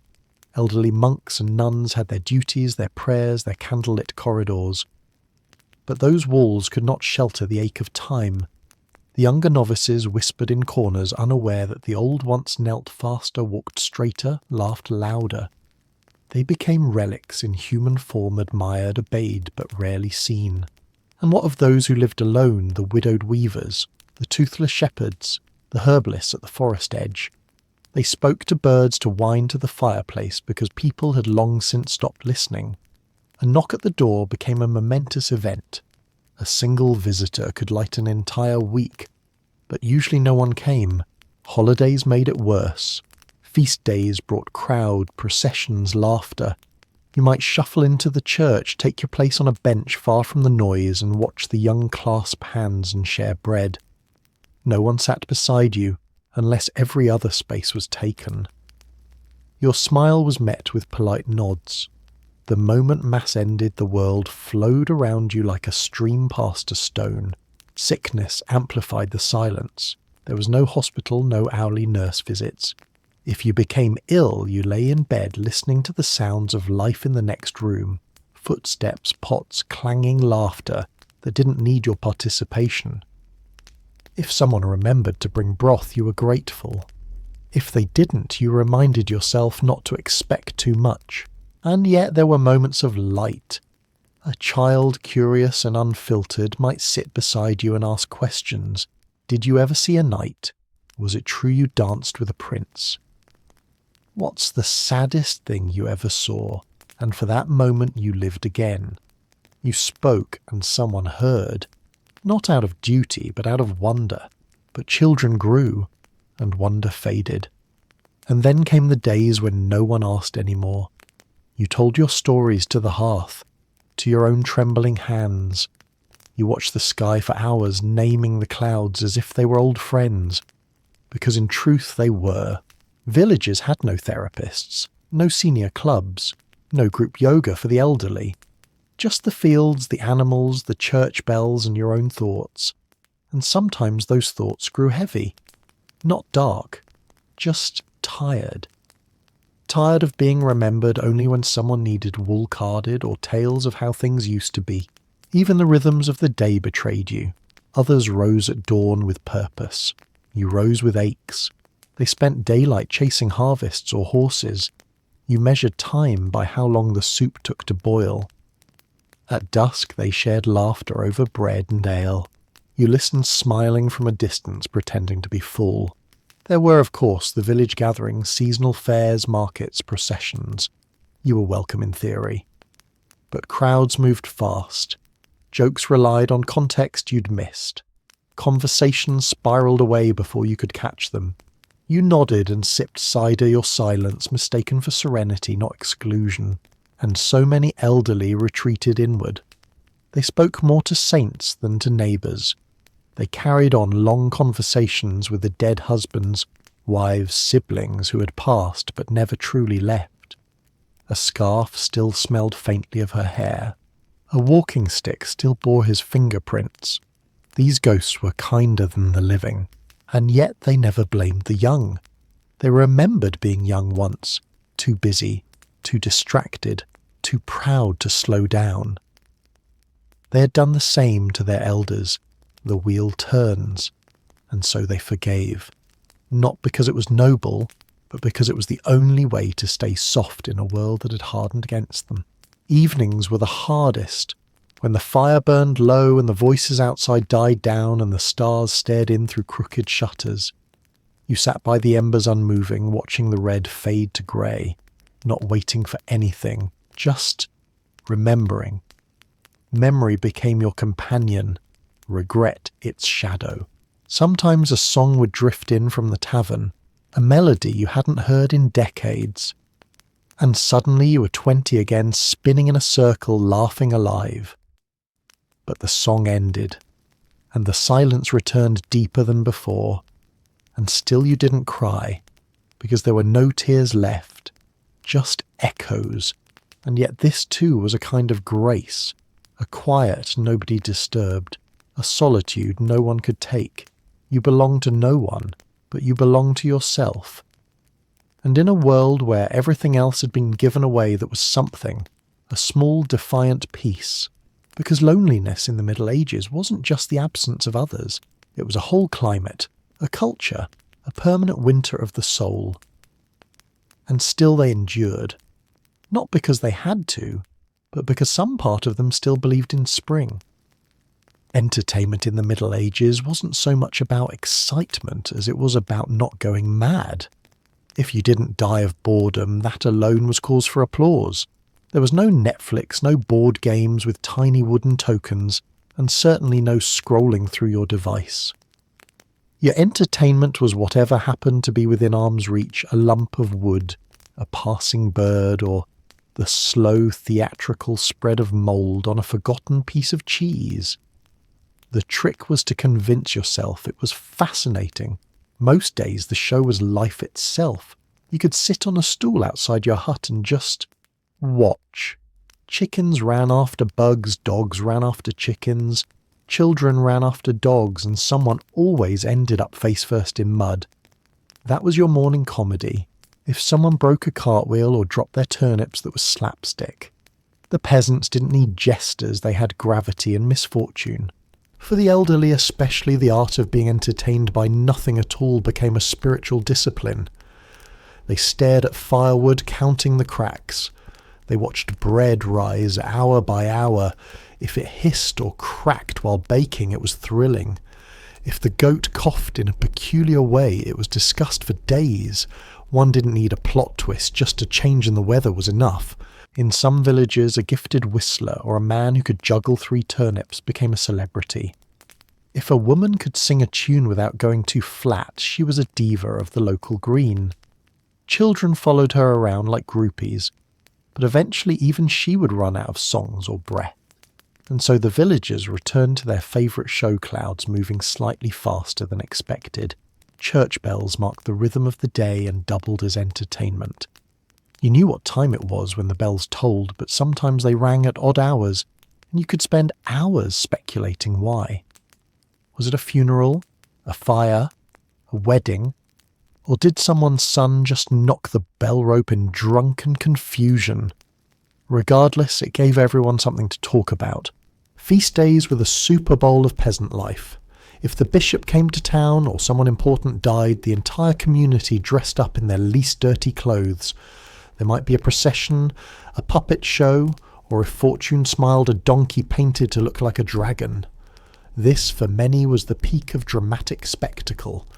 A man in robes speaking Latin and incense in the air-pure cinema. Music, when available, was homemade. You banged spoons together. You tapped on pots. If someone owned a lute, they were either rich or dangerously close to being burned as a wizard. People sang the same 10 songs until they forgot what words originally went with which tune. Then they made up new ones. Creativity came not from inspiration, but from sheer boredom. Of course, storytelling was king, especially on long dark nights. Elders told tales that began with, "In the time of my grandfather's grandfather," and often ended with someone turning into a crow or being swallowed by a well. The stories didn't need to make sense, they needed to last. A tale that kept the room silent for 2 hours was a greater treasure than gold, for the most desperate mould truly was entertainment. A forgotten heel of bread behind the hearth became a whole unfolding drama. Would it turn green, white grow fur? Would it sprout something unholy? There were bets placed. People whispered. Children were dared to touch it. The mould, entirely unaware of its fame, continued to perform night after night. Bugs also put on a good show. Watching ants carry crumbs twice their size was a marvel of engineering. If a spider made its web above the door, it became the town's premier trap artist. You watched it catch things, wrap them, and eat them live, unfiltered nature content. Sometimes you gave it names. Sometimes you cried when someone accidentally swept it away. Occasionally travelling entertainers passed through jesters, fire breathers, dancers with rattling bells. They were glorious. For one dazzling hour you were somewhere else, in a place where people stood on their hands and swallowed swords. Then they vanished down the road, and all you had left was the memory and a chicken trying to eat its own feathers. And yet some people truly mastered the art of nothing. They sat and watched the way light fell on stone, how the shadows moved across the wall, how dust floated in a sunbeam, rising and falling like lazy spirits. In that there was peace, quiet, a stillness that asked for nothing and gave everything. Winter added new programming. Watching snowfall could fill half a day. Icicles forming on the roof were more impressive than any cathedral. You guessed how long they would last. Children tried to knock them off with sticks, an ancient sport of precision and cold fingers. And inside you watched the steam curl off your broth like a ghost trying to escape. In wealthier homes, someone might own a tapestry. These were more than decoration, they were medieval movie screens. You sat and stared at the horses, the castles, the battle scene frozen in threads. Each time you looked, you noticed something new. A knight you hadn't seen. A dog in the corner.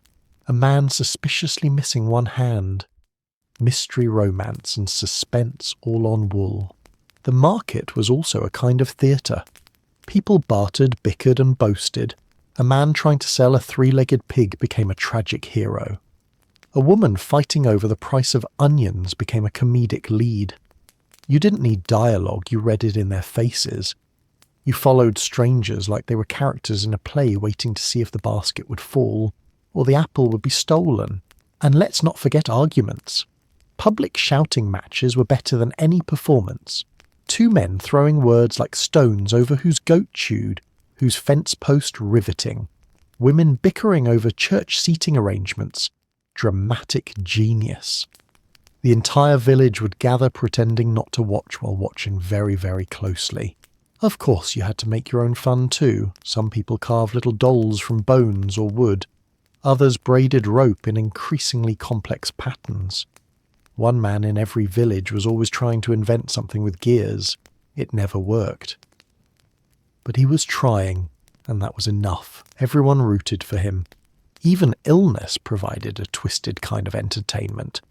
If someone had a strange rash, people took turns inspecting it. Was it the plague? Was it demons? Could it be cured with leeches or prayer or both? People speculated, offered treatments, told horror stories. It was like watching a medical drama, except it was real and no one washed their hands. Even funerals had flair. The wailing, the black cloaks, the sudden outburst of sobbing. People wept over the dead and gossiped about the living. Did you see who didn't show up? Did you hear what he said about her last winter drama disguised as mourning? Mourning flavoured with intrigue. And in all this the elderly watched, quietly, from corners, from benches, from their favourite window. They'd seen it all before 1,000 times, yet even they sometimes smiled at the way a chicken squawked, or how two children fought over a stick. There was beauty in repetition, in the slow turning of days, because when the world gives you nothing, your mind fills in the rest. You create exaggerate dream. You see nights in clouds, dragons in shadows, and miracles in mould. And slowly you forget that it's entertainment. It becomes life. And life in all its stillness and mess is the greatest show there is. In the medieval imagination, old age was less a stage of life and more a mysterious fog into which people vanished, and from which a few returned transformed into something other. If a woman lived too long, her wrinkles became runes. If a man spoke in riddles, he was no longer wise, he was suspect. The elderly were supposed to fade, not linger. But those who lingered, watched and remembered were often labelled with something far more dangerous than grandparent. They were called witches. To be clear, not all elders were seen this way. Some were cherished, their stories held close like blankets against a cold world. But others lived too far from towns, spoke to animals, or collected herbs in silence. That was enough. The line between village healer and village witch was thinner than a sickle's edge. And when fear walked through a town, it usually stopped at the doorstep of the oldest one still breathing. Grandmothers with crooked backs and strange recipes were both revered and feared. You came to them for healing, then whispered about them on the way home. They cured your cough with boiled roots, but you swore the room went colder when you left. If their eyes gleamed a little too brightly in candlelight, or if they said something about your cousin's rash before anyone told them the villagers didn't call it wisdom, they called it sorcery. There were no diplomas for knowledge in those days, only suspicion and stories. And so an old woman who knew how to treat a fever was labelled dangerous because she didn't die of it herself. A man who predicted the weather was blessed until it rained on someone's wedding, and then he was cursed. Wisdom, it turned out, was only acceptable when it stayed quiet. But the elderly who had seen too much rarely stayed quiet. Some old folks leaned into it. If the world insisted on calling them witches, they responded with a smile that made the young shiver. They stirred their soup with bones just to see who would flinch. They sang lullabies in forgotten tongues. They fed crows by hand. It wasn't that they were magical, it was that they had outlived enough foolishness to find mischief in superstition. And yet many were not playing. They were simply surviving. Alone. Quiet. Keeping old practices alive because they had nothing else. They boiled bark not because it was mystical, but because there was no physician within 20 miles. They spoke to the wind not because it spoke back, but because no one else did. To be old and alone in medieval Europe was to become folklore against your will. Villagers gossiped in circles round their fires, spinning webs of cause and consequence. If a cow went dry, it was the crone's gaze. If a baby cried through the night, it was the old man's curse. Never mind the spoiled hay or the cold draught through the walls. The blame had a name, and it usually had wrinkles. People feared what they couldn't explain, and the elderly were full of unexplained things. In truth, many elders held valuable knowledge of plants' weather, dreams, and death. They had buried siblings, children, spouses. They had seen 4 harvests fail and 5 spring floods rise. Their words carried gravity. But when a young fool dies after eating the wrong mushroom and an old woman says, "Told you so," it doesn't feel like advice. It feels like a hex. Church bells didn't help. The more the clergy warned about demons and the devil's whispers, the more villagers turned their eyes toward the oldest homes at the edge of the woods. Scripture said to honour your elders, but fear turned Scripture into suspicion. A frail old man with a twisted hand might be a war veteran or a summoner of spirits. No one checked. They just made the sign of the cross and walked faster.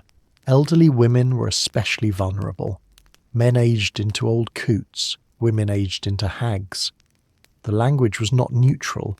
A man could become a harmless fool. A woman became a threat.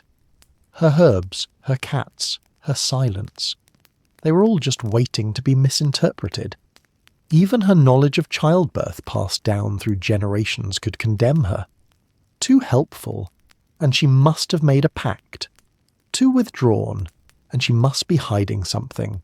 There were, of course, trials. Not the kind with fairness and evidence, but the kind with water and fire. If an elder was accused of witchcraft, they might be tested, tied, and thrown into a river. If they floated, they were guilty. If they sank, they were innocent and dead. Justice medieval style, a system designed to punish survival and reward ignorance. And still many of the accused had done nothing more than live. They had lived longer than others, remembered more, said less. And because they lived on when others didn't, they were assumed to have cheated death. But no one considered that maybe they had simply endured it over and over until there was no one left to listen to their pain. Stories spread fast. An elder was seen muttering under their breath, perhaps they were praying or perhaps they were cursing the mice, but someone watched. A child claimed they saw her talking to the moon. A man swore the old woman's shadow moved even when she stood still. These things became warnings. Then they became accusations. Then they became graves. The saddest part wasn't the fear, it was the forgetting. In fearing, the old villagers lost their stories.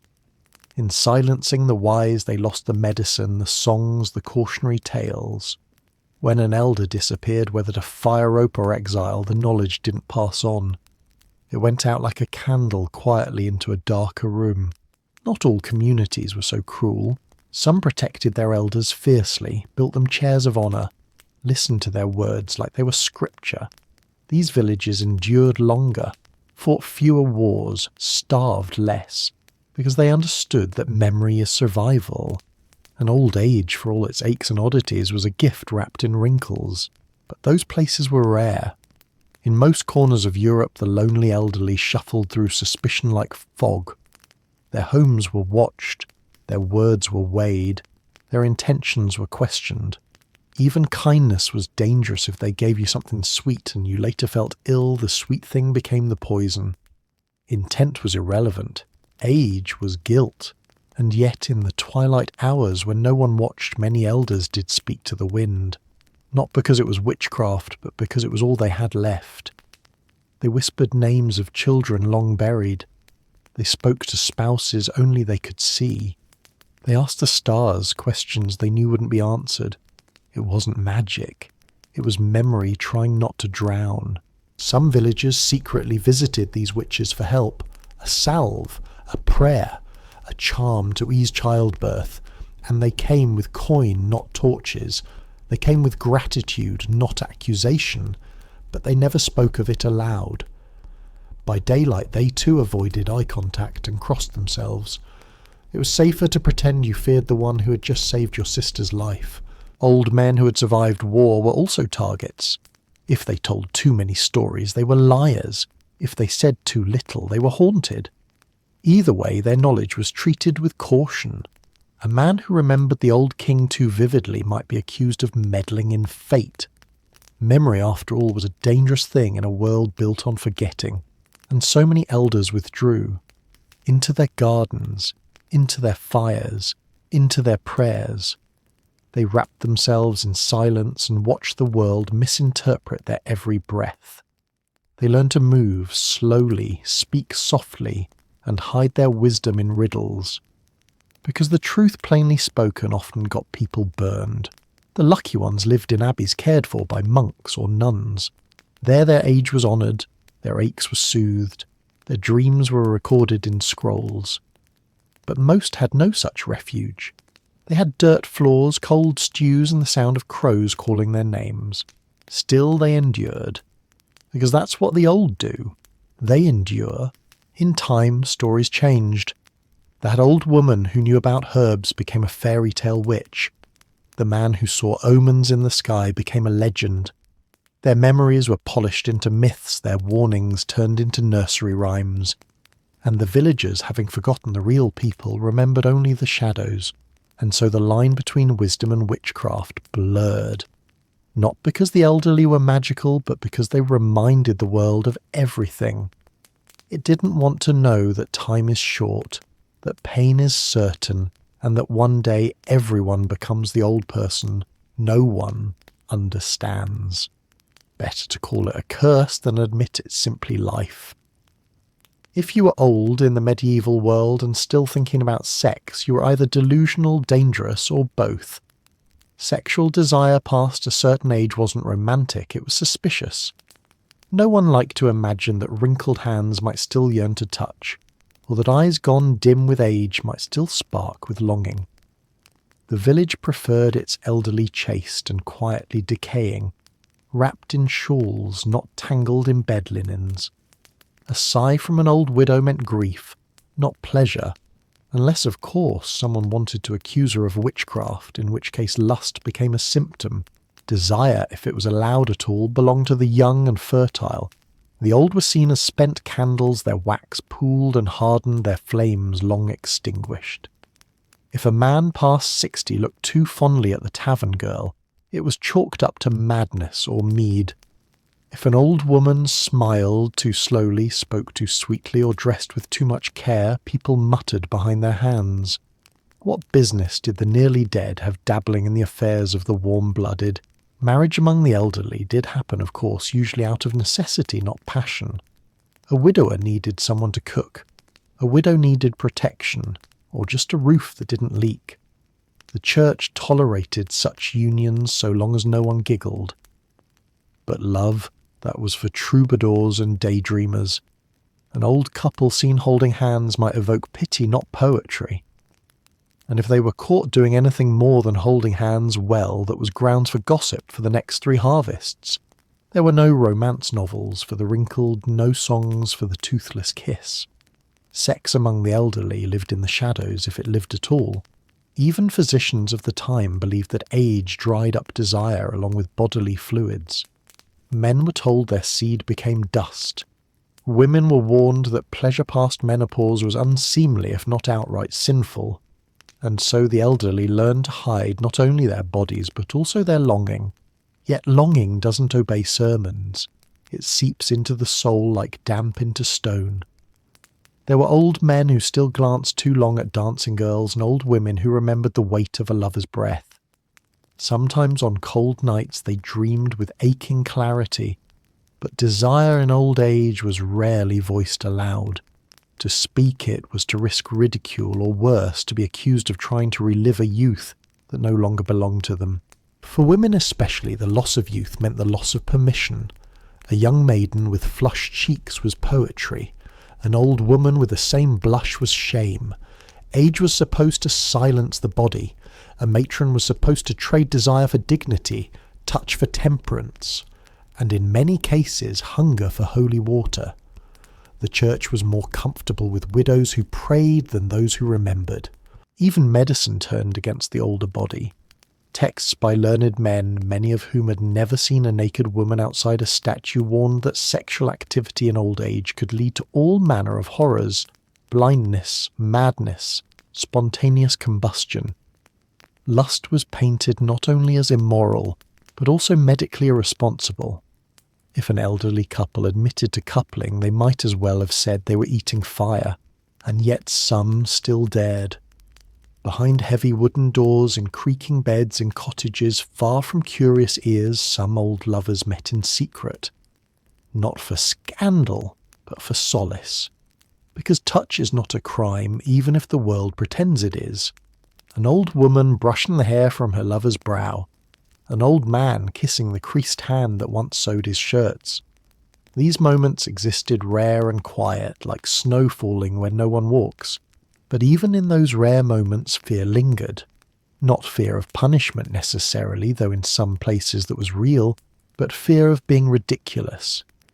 The elderly were already invisible. To be laughed at for wanting warmth was a second death.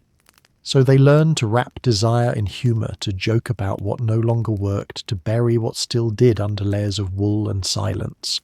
For some, the church offered escape. Monks and nuns embraced celibacy and were praised for doing so. An elderly man who retired to a monastery was considered noble, even holy. An elderly woman who remained unmarried was called a spinster, unless, of course, she joined a convent, in which case her solitude was divine. The key was control. When abstinence was a choice, it was revered. When it was forced by age or loneliness, it was pitied or mocked. Fertility was sacred, and so its absence was damning. An old man without heirs was a branch cut from the tree. An old woman without children was often accused of being barren, even cursed.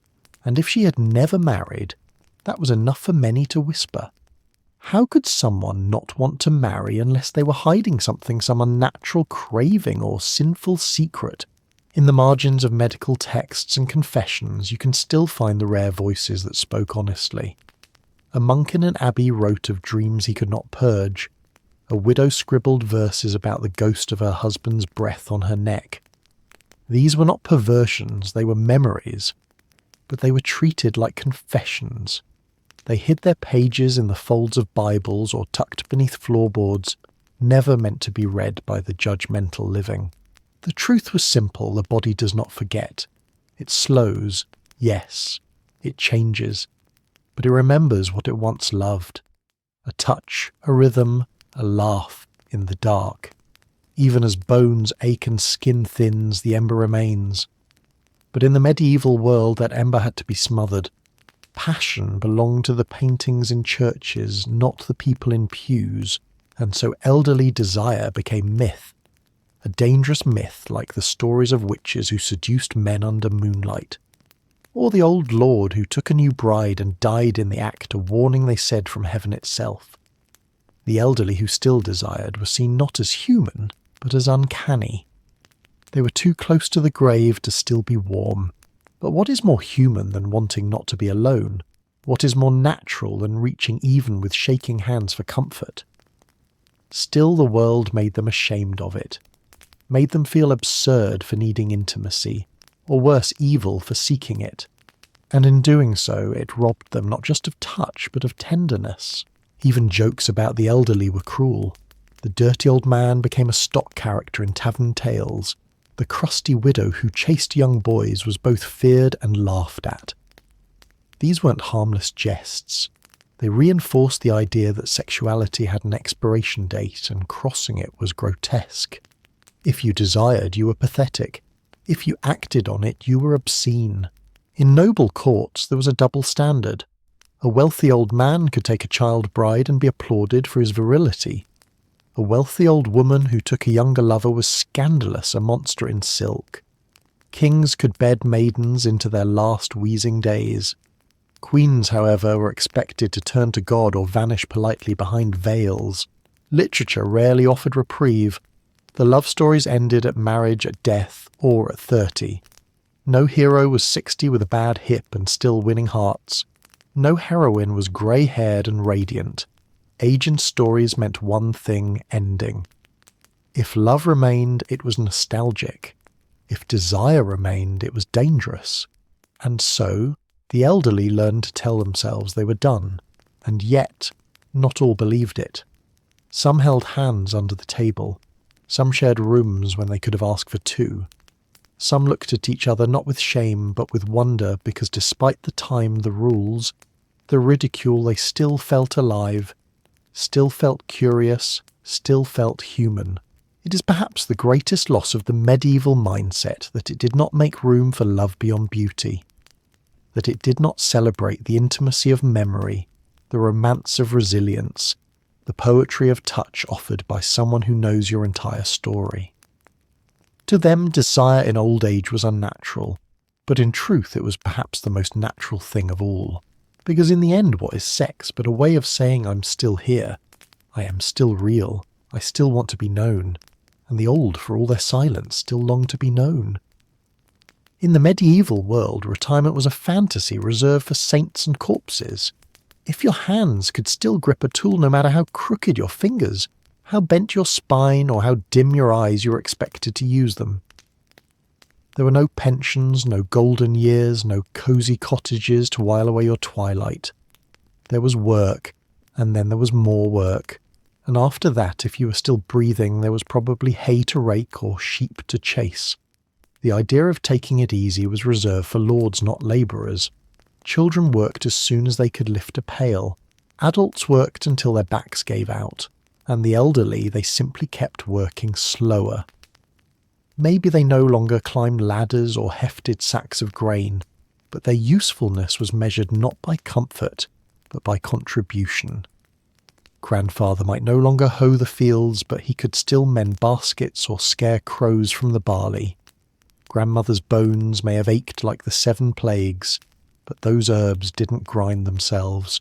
There was no such thing as I've done enough. The land didn't care how old you were. Rain still fell. Soil still needed turning. Animals still bleated, brayed, and birthed in inconvenient places. And so the old were shuffled toward any task that didn't require much bending, but even that was no guarantee. If something needed doing and you were breathing congratulations, you'd just been volunteered. Rest was something the dead got to do. The living had obligations. The church preached the virtue of labour, the nobility demanded service, and neighbours expected you to pull your weight, even if that weight included a walking stick and a lung that wheezed like a dying goat. To sit idle was to invite gossip, is she ill? Lazy possessed better to keep moving, keep stitching, keep sweeping, even if each step felt like walking through mud. For the poor, there was no fallback. If you stopped working, food stopped appearing. Bread didn't arrive out of pity, and soup didn't bubble itself on good intentions. You worked or you begged. And if you were too proud to beg, then you worked harder, even if it meant gripping a broom with arthritic hands or squinting at thread by candlelight until your eyes watered. The body gave out long before the expectations did. Even in monastic life, where solitude and silence were currency, old age didn't mean rest. The rule of St. Benedict advised monks to labour as a form of devotion. Elderly brothers were often assigned gentler work, copying texts, tending gardens, but the quill could cramp fingers just as cruelly as a plough, and the garden didn't care whether your knees clicked like castanets. Holiness, after all, was no excuse for idleness. In peasant households, the elderly were not ornamental. They were labourers with reduced duties, not retirees. If you couldn't help in the fields, you could shell beans or darn socks. If your eyesight was gone, you could mind the fire. If you couldn't walk, you could still talk. And stories were a kind of labour too, especially if they kept children quiet long enough for others to finish their chores. Only the nobility flirted with the idea of slowing down. A retired knight might be granted a keep and a pension provided he'd survived all his battles and his patron still liked him. An ageing lady might retire to a priory assuming she had no heirs to fuss over. But even then, leisure was an illusion. There were duties, appearances to maintain titles, to defend estates to manage. To be idle was to risk irrelevance. The church liked to say that toil on earth was rewarded in heaven, but most medieval folk weren't working for pearly gates. They were working for porridge. Eternal salvation might be a nice bonus, but it didn't plant cabbages or patch the thatch. So they laboured with aching joints, with failing breath, with prayers muttered between tasks not for divine favour, but for one more day without hunger. Worse still, old age didn't excuse you from tithes, taxes or tolls. The king's collectors didn't care if your back had folded in half. They wanted coin grain or labour. If you couldn't pay, your family did, or your land was taken. And so the old worked not just for survival, but to keep their dignity. Poverty was a weight, but dependency was shame. And yet amidst all this, the elderly did find moments of rhythm. There was peace in the familiar. Stirring soup, knitting, wool, scraping pots. These were movements memorised over decades. A woman could sew by feel. A man could whittle by instinct. The body became its own tool even as it broke down. These were not glamorous labours, but they were steady, and in a world of unpredictability, steadiness was holy. Sometimes the elderly collapsed mid-task. A shepherd found dead among his sheep. A woman who never rose after spinning her final thread. These deaths were mourned, but not unexpected. They were seen as fitting ends, not tragic but timely. To die with your hands busy was almost a kind of dignity. It meant you were useful until your last breath. In villages, old people were often the ones who started the fires in the morning long before the sun came up. They knew the fire's mood, how to coax it to life without smoke. They knew which herbs healed burns and which ones dulled pain. Their hands were slow but sure, their presence quiet but constant. They were woven into the day's fabric, not a separate class but a slower thread in the same weave. There were no medals for this, no feasts in their honour, no plaques nailed to cottage walls that read, "World's hardest working grandmother." Only more work. And occasionally someone remembered to thank them with a crust of bread, or a spot near the warm hearth, or a quiet "you've done enough for today." It wasn't much, but it was something. Of course, some fought back. Some refused to be bowed. A few old men still tried to split logs and nearly split themselves instead. Some old women declared they were not dead yet and insisted on scouring floors until they wheezed. Pride was a double-edged hoe. It kept you standing, but also wore you down. Stubbornness was survival. Rest sometimes felt like giving up.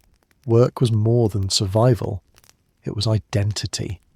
The butcher's hands were never clean, even in old age. The blacksmith's fingers stayed calloused long after he stopped lifting hammers. The midwife who had helped 100 babies into the world still wrapped herbs with the precision of a surgeon. You were what you did, and when you could no longer do it, that's when fear crept in. Because what then? What happens to a miller who can no longer grind, or a weaver whose fingers tremble too much to thread a loom? What happens when the world moves too fast and your body too slow? You become invisible. Not maliciously, just gradually. The kitchen no longer needs your help. The barn has younger backs. The harvest dances happen without your hands to clap. And still many found purpose in the smallest of labours. Shelling peas became a meditation. Feeding chickens a kind of prayer. Holding a grandchild's hand while mum worked was not idleness, it was contribution. In a world that never stopped, even sitting by the fire and telling a story was an act of generosity. Not all labour had to blister skin to be real. The irony was cruel. The elderly were expected to work, yet their work was often undervalued. Only when it stopped did people notice the absence.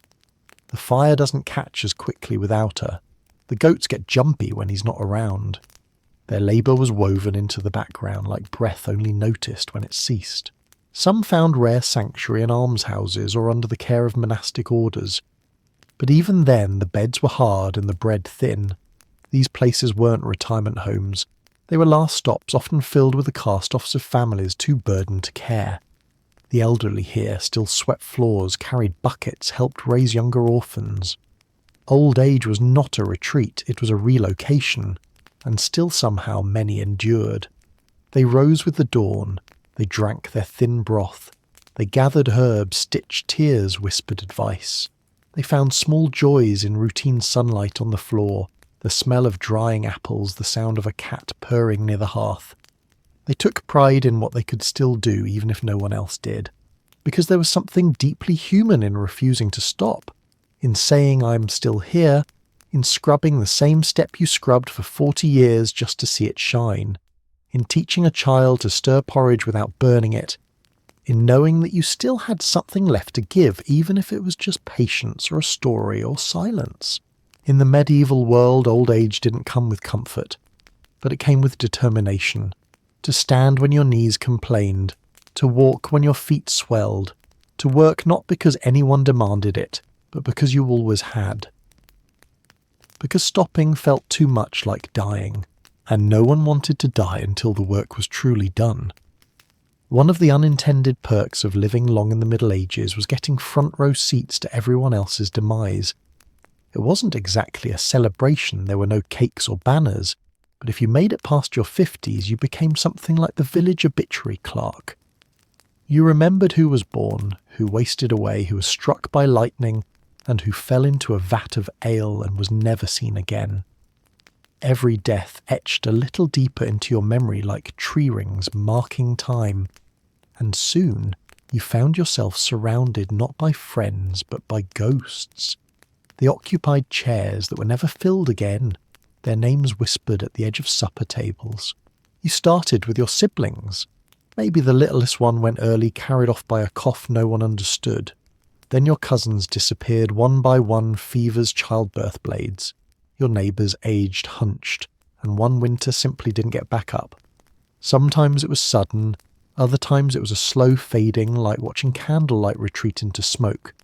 And you stood there year after year, lighting your own candle again each morning, wondering when it would sputter. Grief became familiar, but not easier. There was no time for it to settle.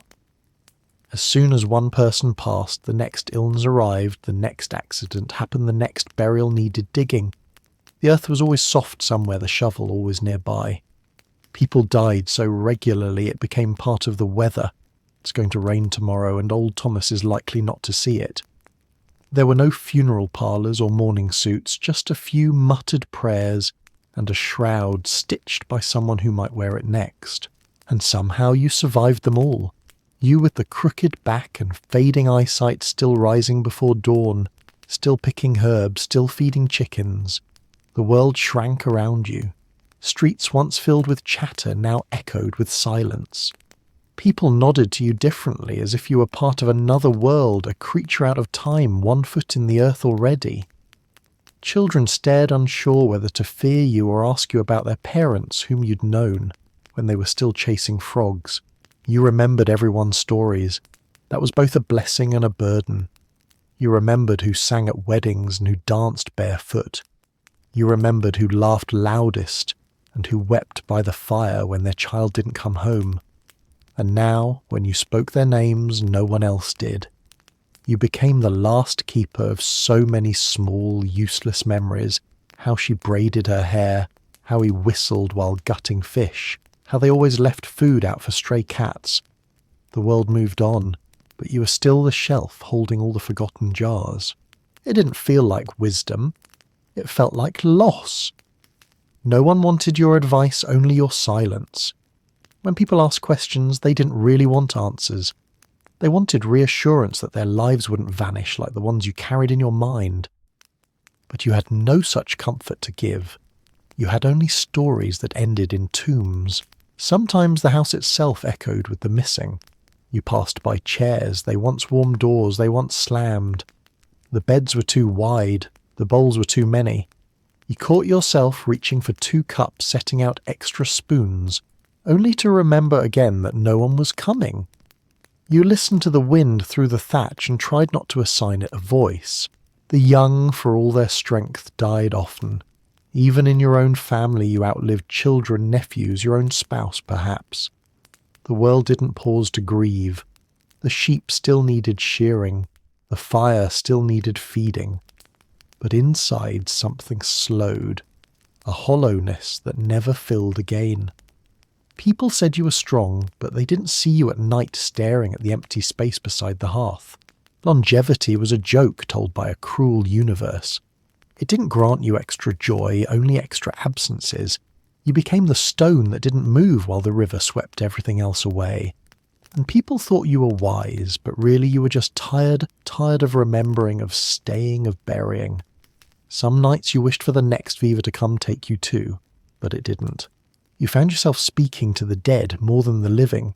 You would have laughed at this, you'd mutter stirring soup, or I planted those beans just the way you liked. You weren't mad, you were just accompanied. The living had places to be, the dead had time, and so you talked to them like neighbours, like friends who had only stepped out of sight for a while. The church said your suffering had meaning, that heaven was preparing a place, that your endurance would be rewarded with eternal company. But you didn't care much for golden streets. You wanted your sister's hands kneading dough again. You wanted your friend's terrible singing back. You wanted that man who never finished carving the cradle to come back and finish it. Eternity was too abstract. You missed the specific. On feast days you wore black more than white.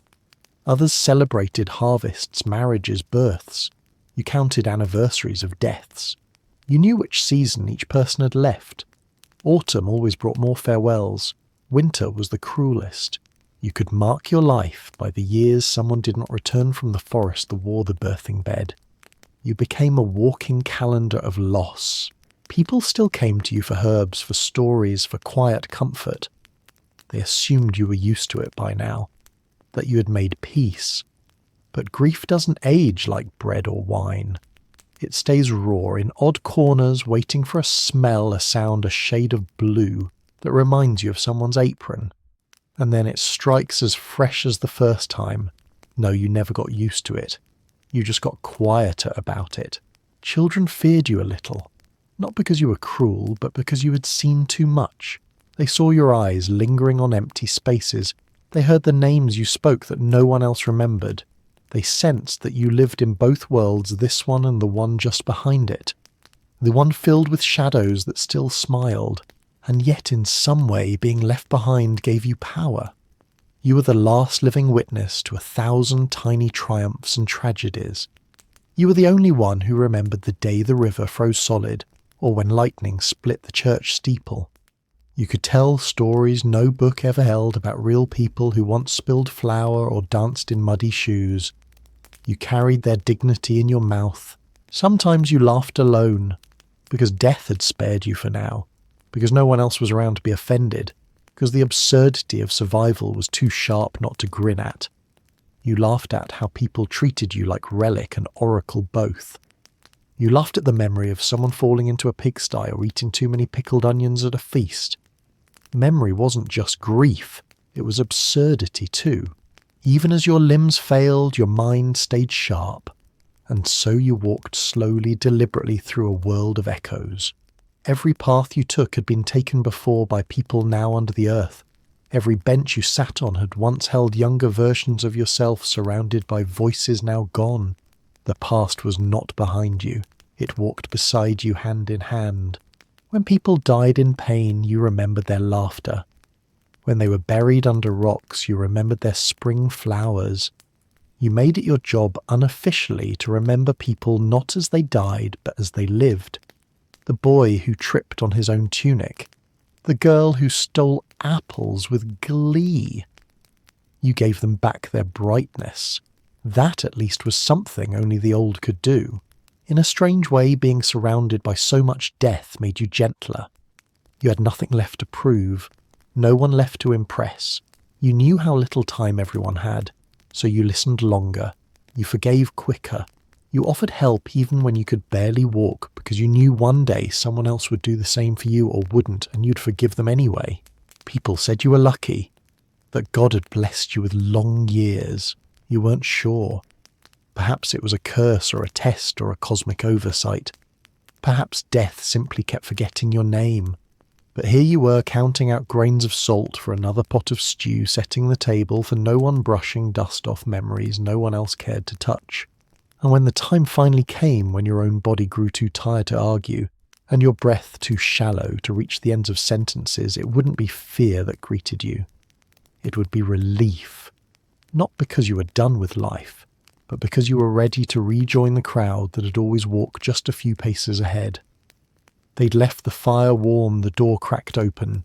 You imagined them waiting, not solemn but smiling, not silent but laughing. All the ones you'd missed standing just beyond the veil, ready to welcome you without speeches or trumpets, just a shared loaf of bread and the gentle return of familiar voices. And at last you'd no longer be the one left behind. You'd simply be home. They said God loved everyone equally, but when your hands shook and your teeth were gone, it felt like the church had quietly misplaced your name in the ledger. Once you knelt proudly at the front lips, pressed to bread and wine, head bowed under Latin chants that made little sense but brought great comfort. But now your knees ached too much to kneel, and your ears no longer caught the words, only the cold echo of stone walls. The priest passed by, quicker, his eyes skimming over you like a forgotten statue in the corner. The candles flickered warmly for the young and strong, but their light barely reached where you sat in the shadows. The church was the great theatre of hope, but it had little room for the withered face in the back pew. You remembered when you helped that priest's mother birth him during a difficult winter. You remembered when he scraped his knees chasing chickens behind the vestry. But now he barely recognized your face beneath the wrinkles. He preached about eternal life and divine mercy with polished zeal, but he offered few practical mercies to the old. No warm blanket, no shared meal, not even a seat by the fire after Vespers. Heaven might be eternal, but the pews were splinters and the floor stayed cold. You still went, of course. You wrapped yourself in your thickest cloak and made the slow walk to Mass, even if your legs protested with every step. You went because faith wasn't just about comfort. It was the one thing that hadn't abandoned you. When friends died, when your children moved away or faded in the cradle, when your body forgot how to be strong, God stayed. Or at least the idea of him did. Even when the priest's voice droned more than it inspired, even when the holy days felt more like obligations than celebrations, you clung to that invisible thread. But you noticed things. How the alms went to young widows, to strong-armed men who could still rebuild barns, to loud orphans who could still be shaped into obedient monks. You with your shaking spoon and quiet ways weren't a priority. Your stories were long, your bones fragile, your productivity nil.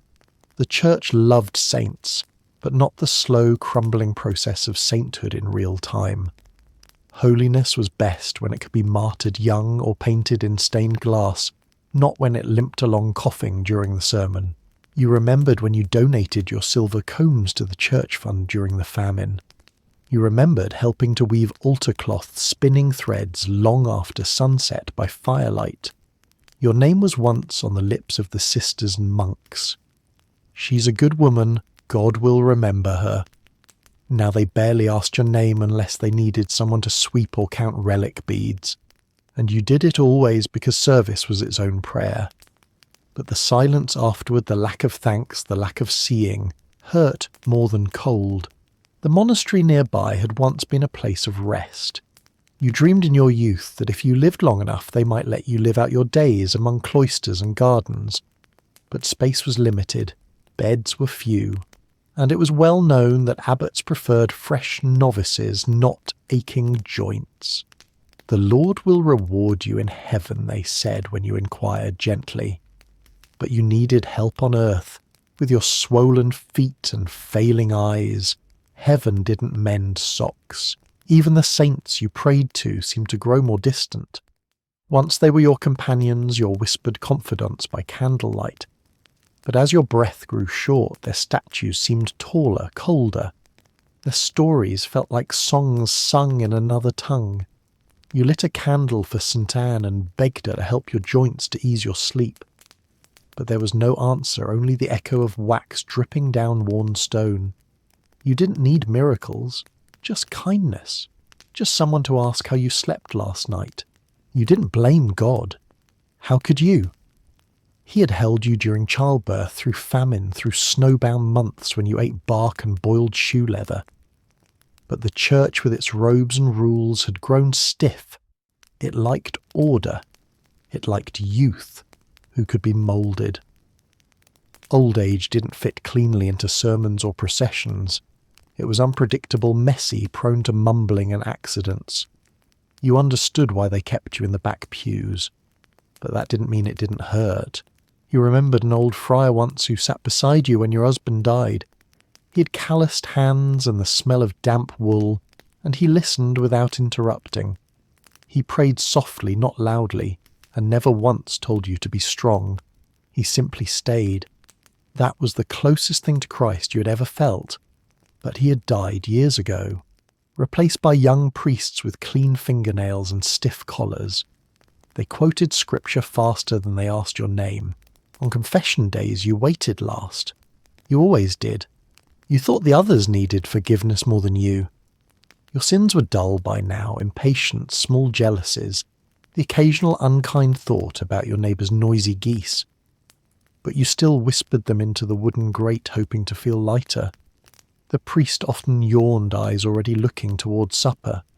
3 pater nosters, he said quickly, and dismissed you with a wave. You left without lightness. There was a kind of quiet war between your body and their doctrine. They preached abstinence, but your joints needed warm broth and a sip of mead to sleep. They preached endurance, but your breath shortened when you walked uphill. They spoke of sacrifice as if it were a choice, but aging was full of small sacrifices. No one saw your sight, your hearing, your grip on a child's laughter. You gave them all away, one by one, without drama or witness.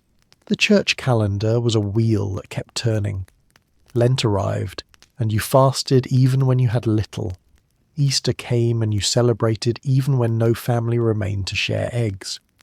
Pentecost brought songs you could no longer sing aloud. The bell tolled through the village, and you listened from your stool wrapped in layers. The seasons changed, and the sermons rolled on. But you stayed still, slowly becoming part of the wood and stone yourself. Sometimes you imagined the angels sitting with you.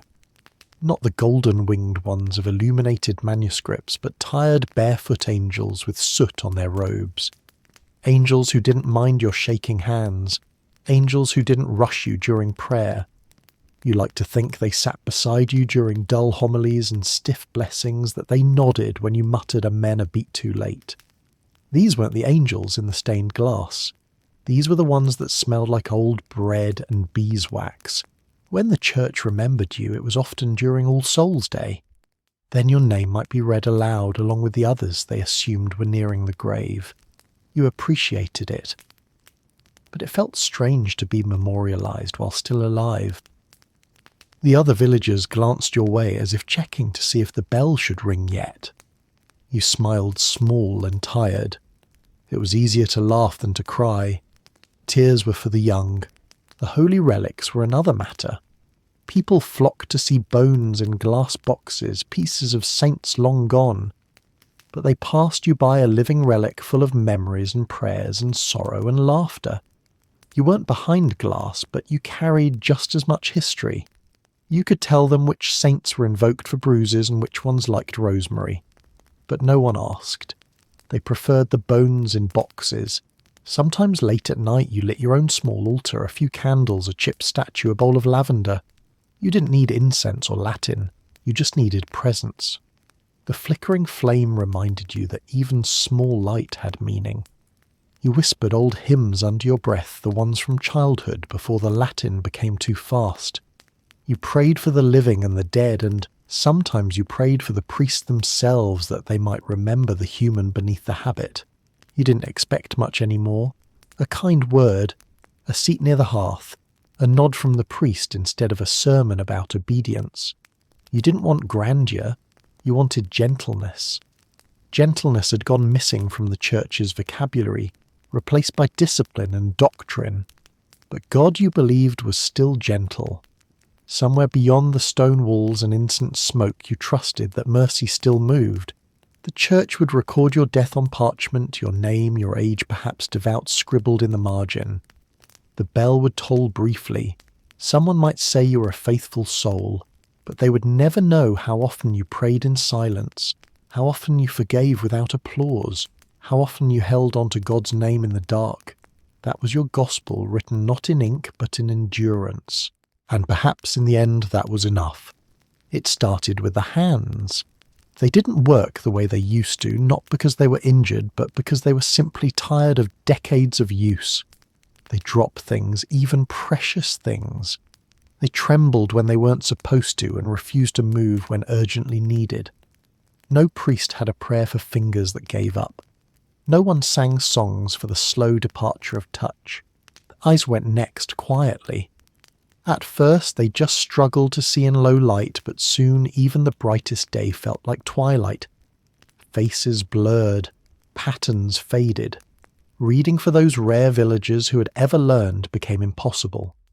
You could still see shapes and colour and light, but not the lines in a child's smile or the edges of the world. The ears betrayed you even more cruelly. Once you could hear the wind change before the rain. Once you heard the geese return from the south before anyone saw them.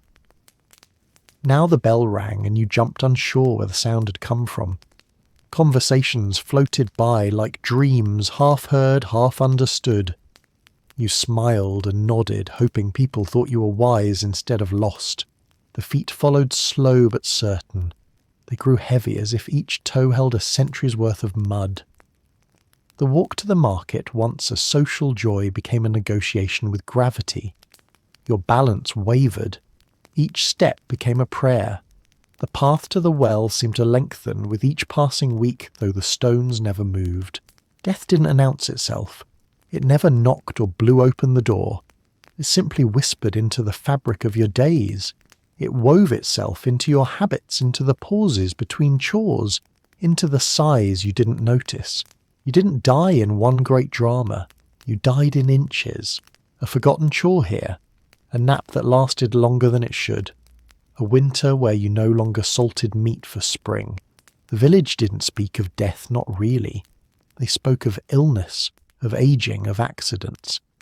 But not the quiet crawl of a soul separating from its tools. No one said she is dying slowly. They said she's just tired this year. They said he's not as sharp as he was. They all knew. But naming it made it real. Still, death wasn't always slow. Sometimes it came with one missed cough, one infected, cut one mouthful of water taken from the wrong stream. There were no warnings, no doctors, only herbs and prayers and guesses. A chill in the bones could mean nothing, or the beginning of the end. One moment you were feeding chickens. The next you were being fed broth with shaking spoons your name murmured like a memory. The old ones watched each other carefully. When someone didn't appear at mass, they waited until noon. If by sunset no one had seen them, a cousin or neighbour would knock. Sometimes they were just sleeping. Sometimes they were already cold. The door was never locked because death didn't care for locks. It walked in whether you were ready or not. For those who lingered, the body became a battlefield. Lungs fought for breath. Backs grew raw from too much lying still. Mouths refused food not out of choice, but because even swallowing became too complicated. Water was both a blessing and a risk too much, and you choked too little, and you faded. Every act of care became both sacred and futile. There was no hospice, no quiet white room. There was straw and cloth and wooden walls that remembered the heat of other lives. You lay where you had slept for decades in the same bed where children were conceived and fevers were sweated out. You lay where you once listened to the fire crackle and whispered love to the dark. And now, silence. People came, or they didn't. Some knew what to say, most didn't. They offered broth coins, crosses, sometimes nothing at all. They meant well. But it was hard to watch someone disappear one breath at a time. Hard to sit in a room where the future had left and only memory remained. The dying made people uncomfortable, perhaps, because they were mirrors. The church offered rituals, but even those came late. The priest, if he remembered, would arrive in time to offer last rites. Sometimes he didn't. Sometimes it was a neighbour who whispered prayers, hoping God didn't mind substitutions. The dying didn't always wait for holy oil. They waited for something softer, one last touch, a voice warmth. Often they waited in vain. There were no morphine drips, no comfort drugs. Pain was part of the path. You endured it the way you endured snow or childbirth, with clenched teeth and stifled sound. Sometimes you moaned, sometimes you simply stared at the rafters. No one knew which was worse, pain or the long silence after pain. Sometimes death teased. It came close, then pulled away. You prepared your soul, said goodbye, gave your heirloom comb to a niece, and then you lived another month. Or year. The relief didn't always feel like a gift. Sometimes it felt like a trick, like God was trying to teach you something and had forgotten the lesson himself. And yet there was time to forgive, time to remember the scent of your mother's hair, time to see your grandson's crooked smile and know it was yours, time to pray not for miracles but for peace, time to realize that the world would keep spinning without you and that maybe that was okay. For those who died, suddenly it was easier.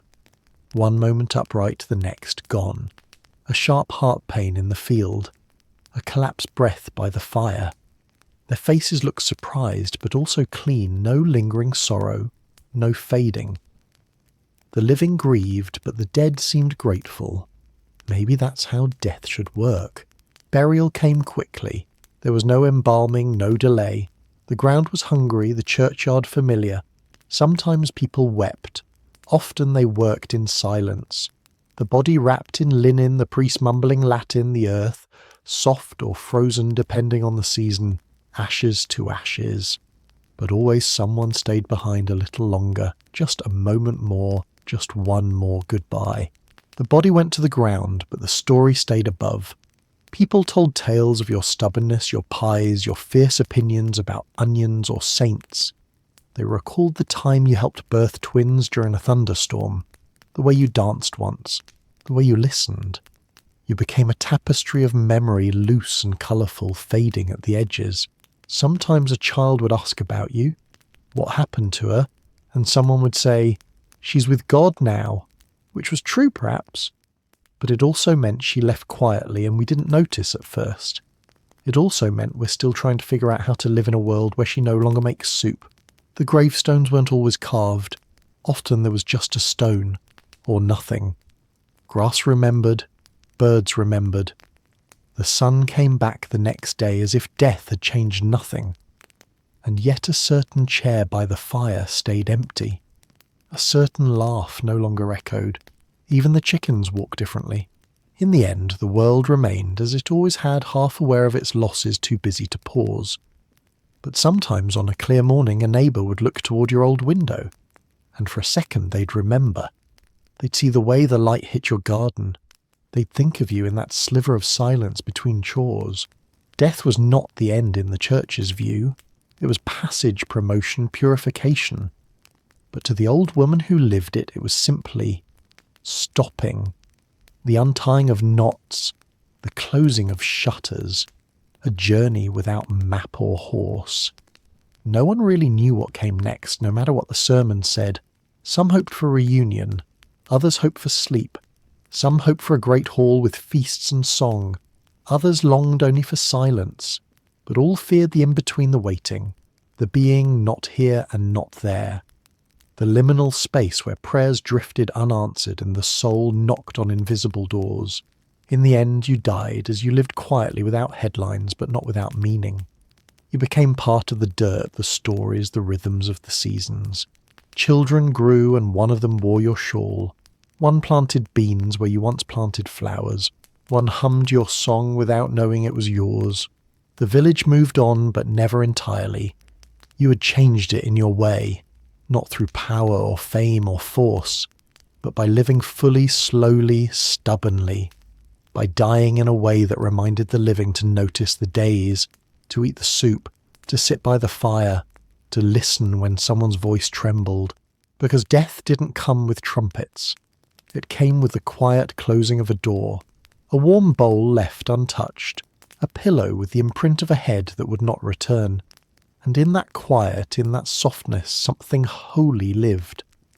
Not the kind of holy carved in stone, but the kind whispered between breaths. And so death came, slowly, then faster, and then nothing. And perhaps that nothing was the most peaceful thing of all. Not everyone ended up beneath the shadow of a steeple. Despite what the hymns said and the priests hoped, the majority of villagers didn't find their final rest beside saints or under sculpted angels. They were buried wherever made sense, the back of the pasture, the bend in the trail, a spot near the cottage where they had spent their last years watching the sun pretend to rise on time. Some plots had stones, most didn't. The earth didn't need reminders. The churchyard was sacred, of course, fenced, blessed, protected, but space was limited and rules were strict. If you hadn't been baptized, confessed, forgiven, or tolerated by the local clergy, your bones would not mingle with the holy ones. And sometimes the priest simply didn't like your father or remembered that time your uncle argued over tithes. So you were buried elsewhere where the soil was less sacred, but the sky still showed up every morning. Chickens ironically made excellent funeral companions.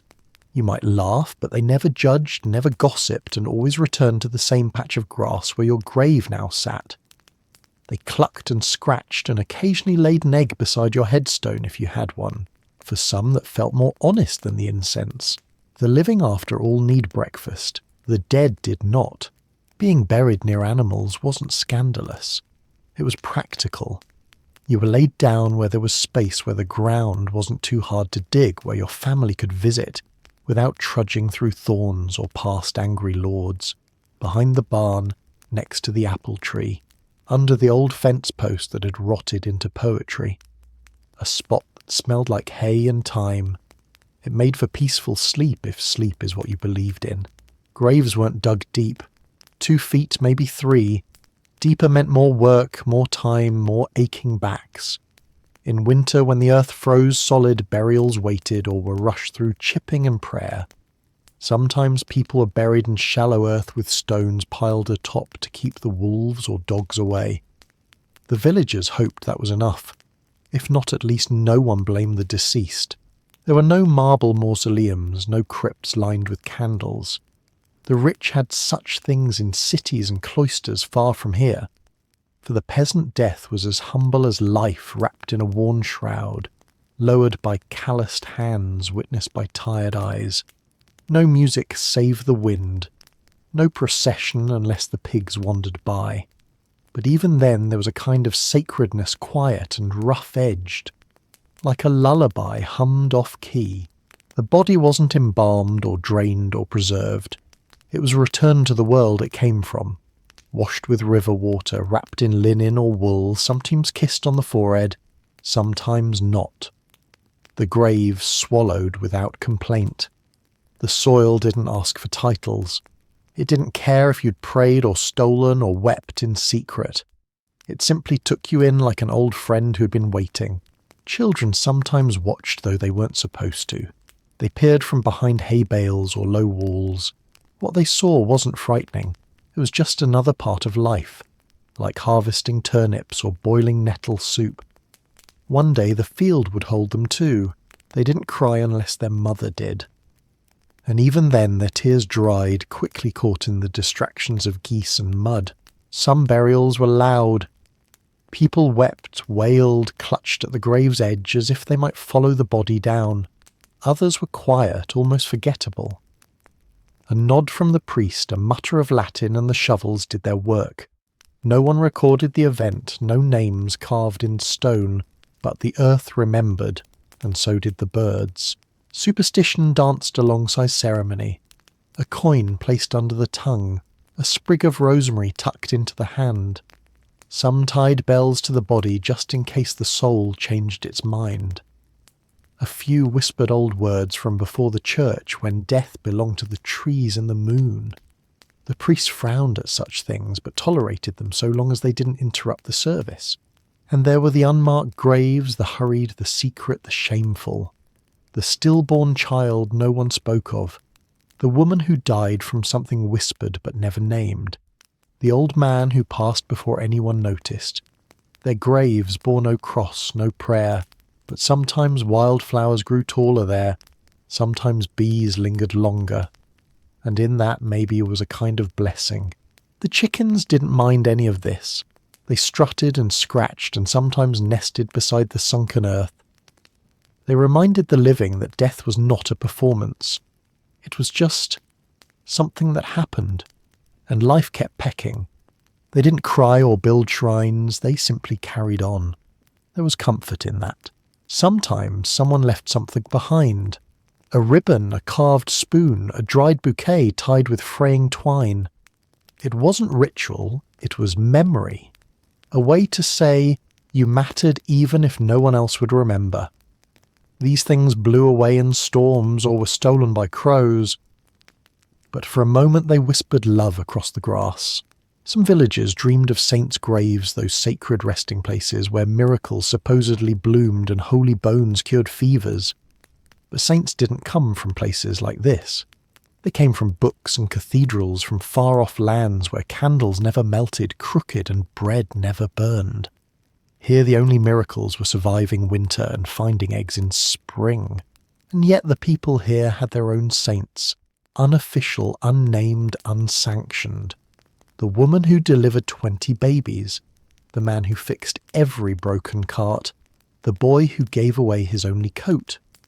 Their graves were walked by daily, their stories murmured in kitchens and beside hearths.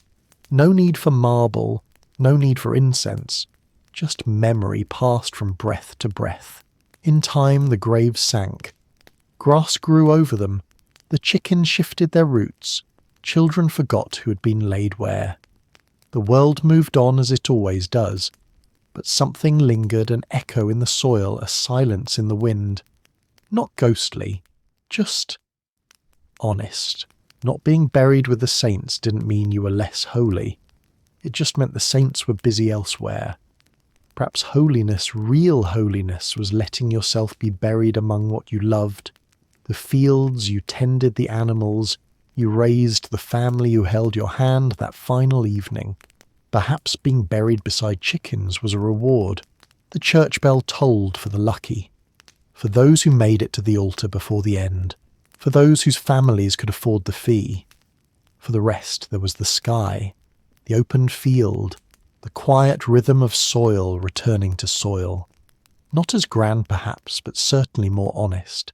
And when storms came and washed away the faint mounds, or trees fell and roots disturbed the bones, no one panicked.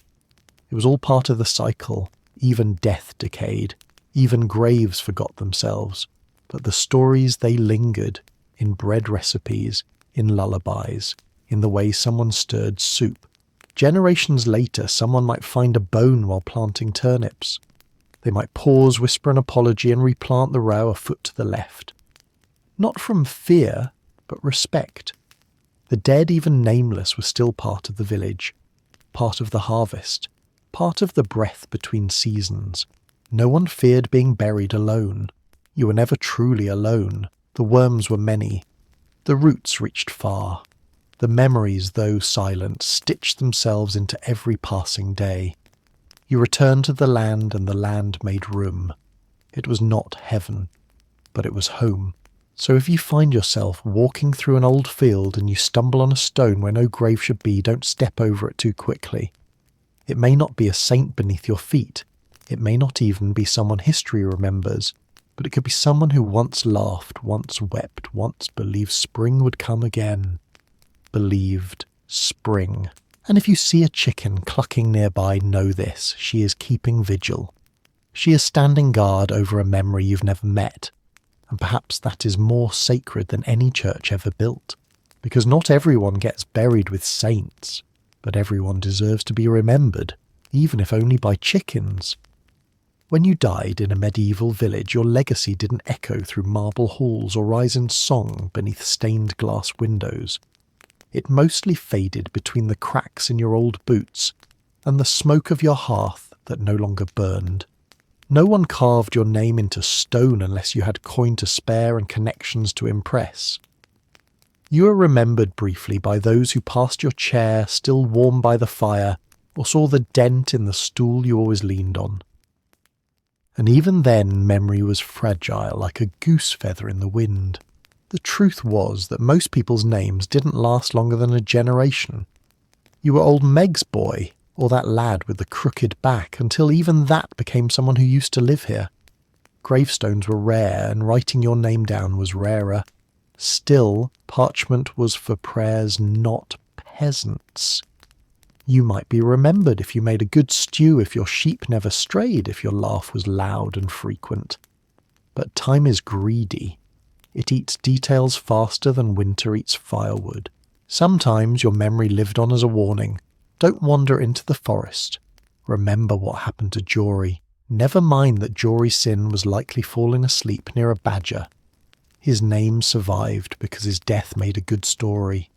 Otherwise you were swept away by daily chores, replaced by the next pair of hands who milked the cow or patched the roof. Legacy was not built. It was borrowed, briefly worn, then folded away in silence.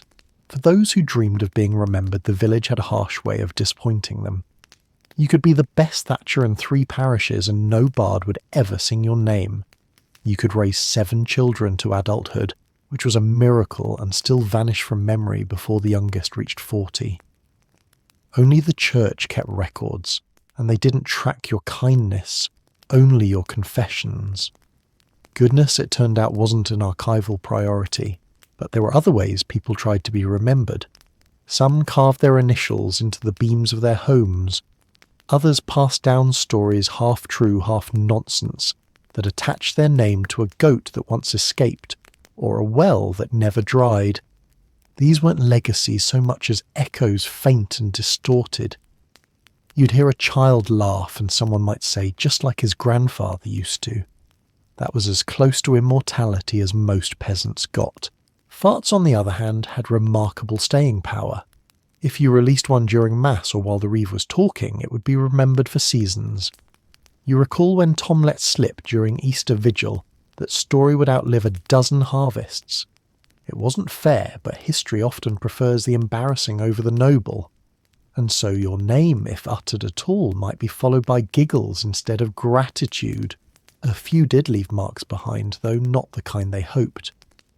The old woman who argued with the priest became a witch in village lore. The man who couldn't hold his ale became the subject of tavern songs. These were stories told not in reverence but for entertainment. Their legacy, however, survived in laughter, and sometimes that was enough. It was better than being forgotten entirely, which most were. Children were the best keepers of memory, though their attention was brief and their details questionable. A grandchild might remember how you whistled or the shape of your walking stick, but not your voice. They might confuse your name with another, or invent whole anecdotes to fill the silence. Still, their stories were sweeter than most, even if half imagined. And if a child drew your face in the dirt with a stick and smiled, perhaps that was the truest memorial. The wealthy had better odds at legacy. They built chapels or paid for stained glass. Their names were inscribed on bells or mentioned in sermons, but even they were not safe from oblivion. Bells cracked, chapels collapsed. Names faded from lips faster than moss crept over stone. No amount of gold could stop the slow forgetting that cloaked all things eventually. Legacy, it seemed, was mostly a vanity project with no guarantee of return. For the rest, there was only this, the life they lived while they had it. And in that, perhaps, lay the most honest kind of legacy. You baked bread for your neighbours. You held your daughter's hand when she cried. You fixed the cart axle without charging more than you should. These moments didn't make it into history books, but they built the village breath by breath, deed by deed.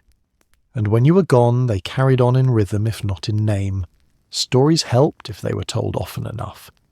Granny used to say, became a kind of folklore. You might become a ghost story, a proverb, or a moral lesson. He who hoards his oats ends up alone, that sort of thing. Truth was optional. Usefulness mattered more. If your story served a purpose, it survived. Even if it was boiled down to a punchline or a cautionary tale told by firelight. Some villagers carved runes into trees or scratched marks into stones. They didn't expect to be remembered, they hoped to be seen even centuries later. Maybe a wandering monk would find the etching and wonder. Maybe a child would touch it and feel a strange connection. It was a quiet rebellion against time's hunger. a way to whisper into the future even if the words weren't heard. There were those who tried too hard. The boastful hunter who insisted everyone hear his tales. The seamstress who embroidered her name into every cloth she sold. The ones who declared they'll remember me for this. They were usually the first to be forgotten. The village preferred humility. Memory did not like to be bullied. It liked to sneak in quietly unannounced and settle where it felt most at home. Even professions didn't guarantee remembrance.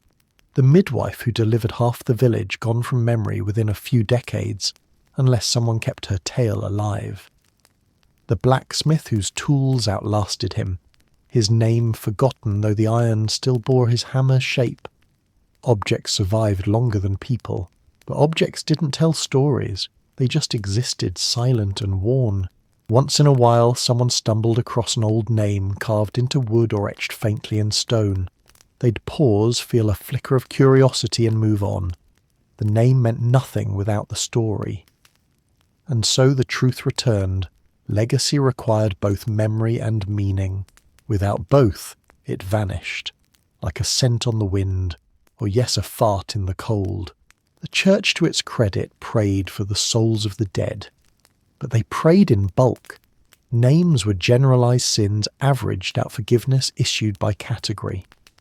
All the faithful departed was the best most could hope for. It was spiritual bookkeeping necessary, perhaps, but impersonal. If you wanted a personal blessing, you had to be someone, and most were just everyone. The forest remembered in its own way. Places where you once gathered mushrooms or sat with a sore knee might feel oddly quiet after you were gone. Birds didn't sing as loud. The breeze skipped that hollow.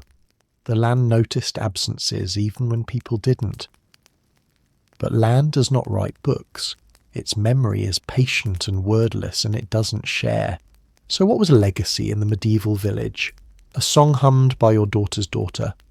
A spindle used by hands 3 generations younger. A recipe no one wrote down, but everyone cooked the same way.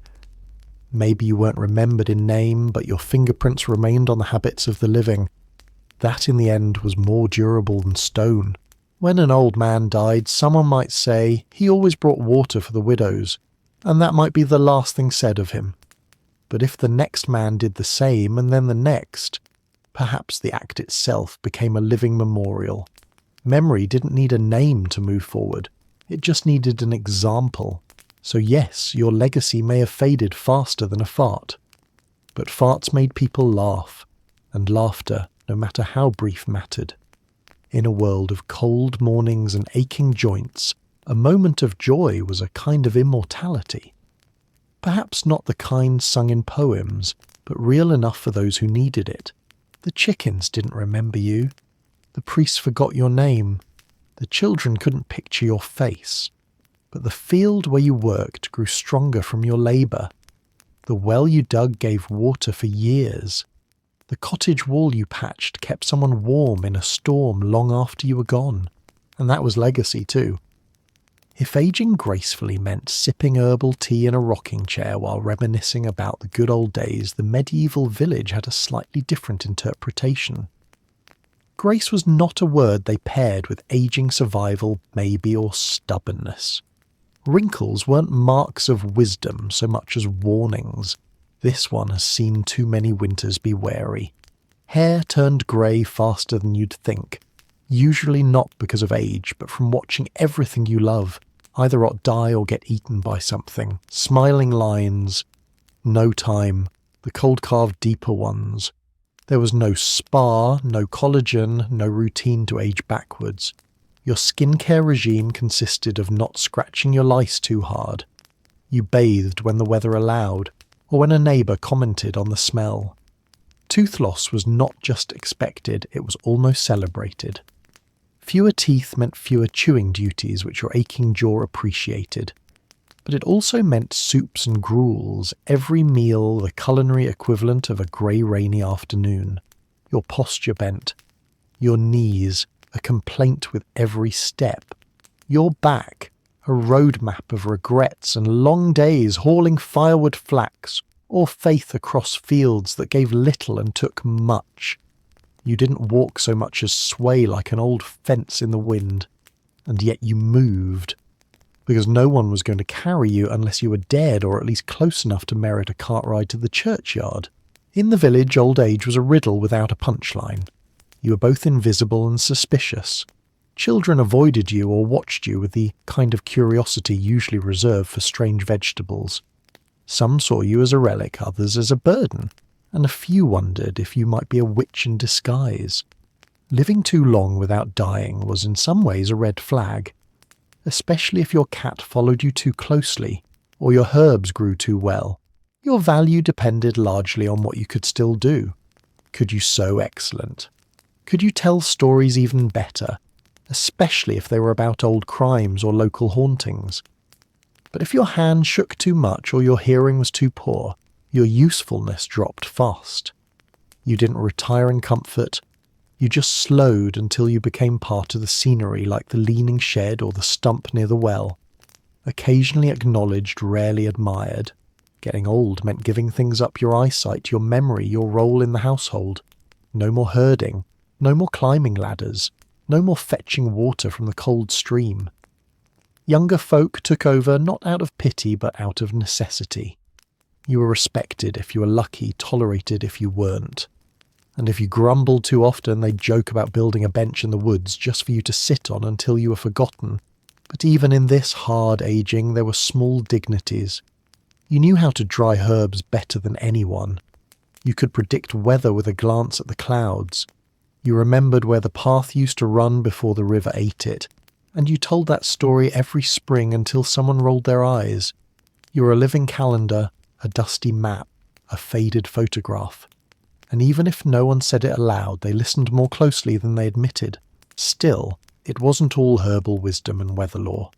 Sometimes your body betrayed you at the worst times in church and the field, or while reaching for a pot you used daily for 40 years.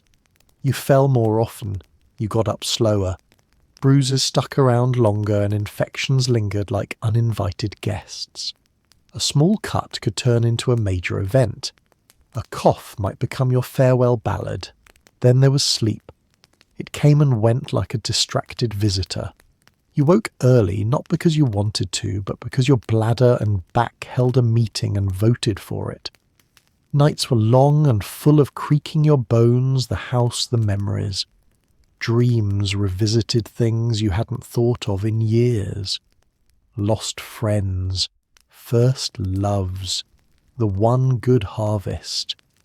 They haunted you more kindly than the living did. You learned to hoard warmth, not just with blankets, but with habits. A mug held too long for comfort.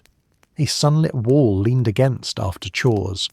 A slow shuffle near the hearth, pretending to stir the stew just to feel the fire on your knees.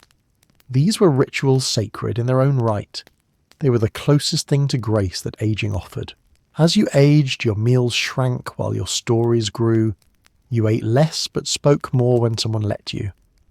Often the tales unravelled without listeners drifting into the air, as you sat alone chewing, slowly, eyes not quite on the room. You talked to the cat, to the ghosts, to the creaking beam overhead that you once helped raise. The house remembered you even if the people inside it didn't always. Pain became your shadow, dull, constant, familiar, sharp when you moved wrong or the weather turned mean. You stopped complaining because no one had time to hear it, and maybe you didn't need to say it. The limp said enough. The wince when you bent down for a dropped spoon told the whole story. Pain was your daily visitor, your silent companion. Sometimes it was the only one. Your clothing grew looser, not from fashion, but from shrinking muscle and softening bone. The fabric sagged the way your skin did. You wrapped yourself in layers more out of comfort than modesty.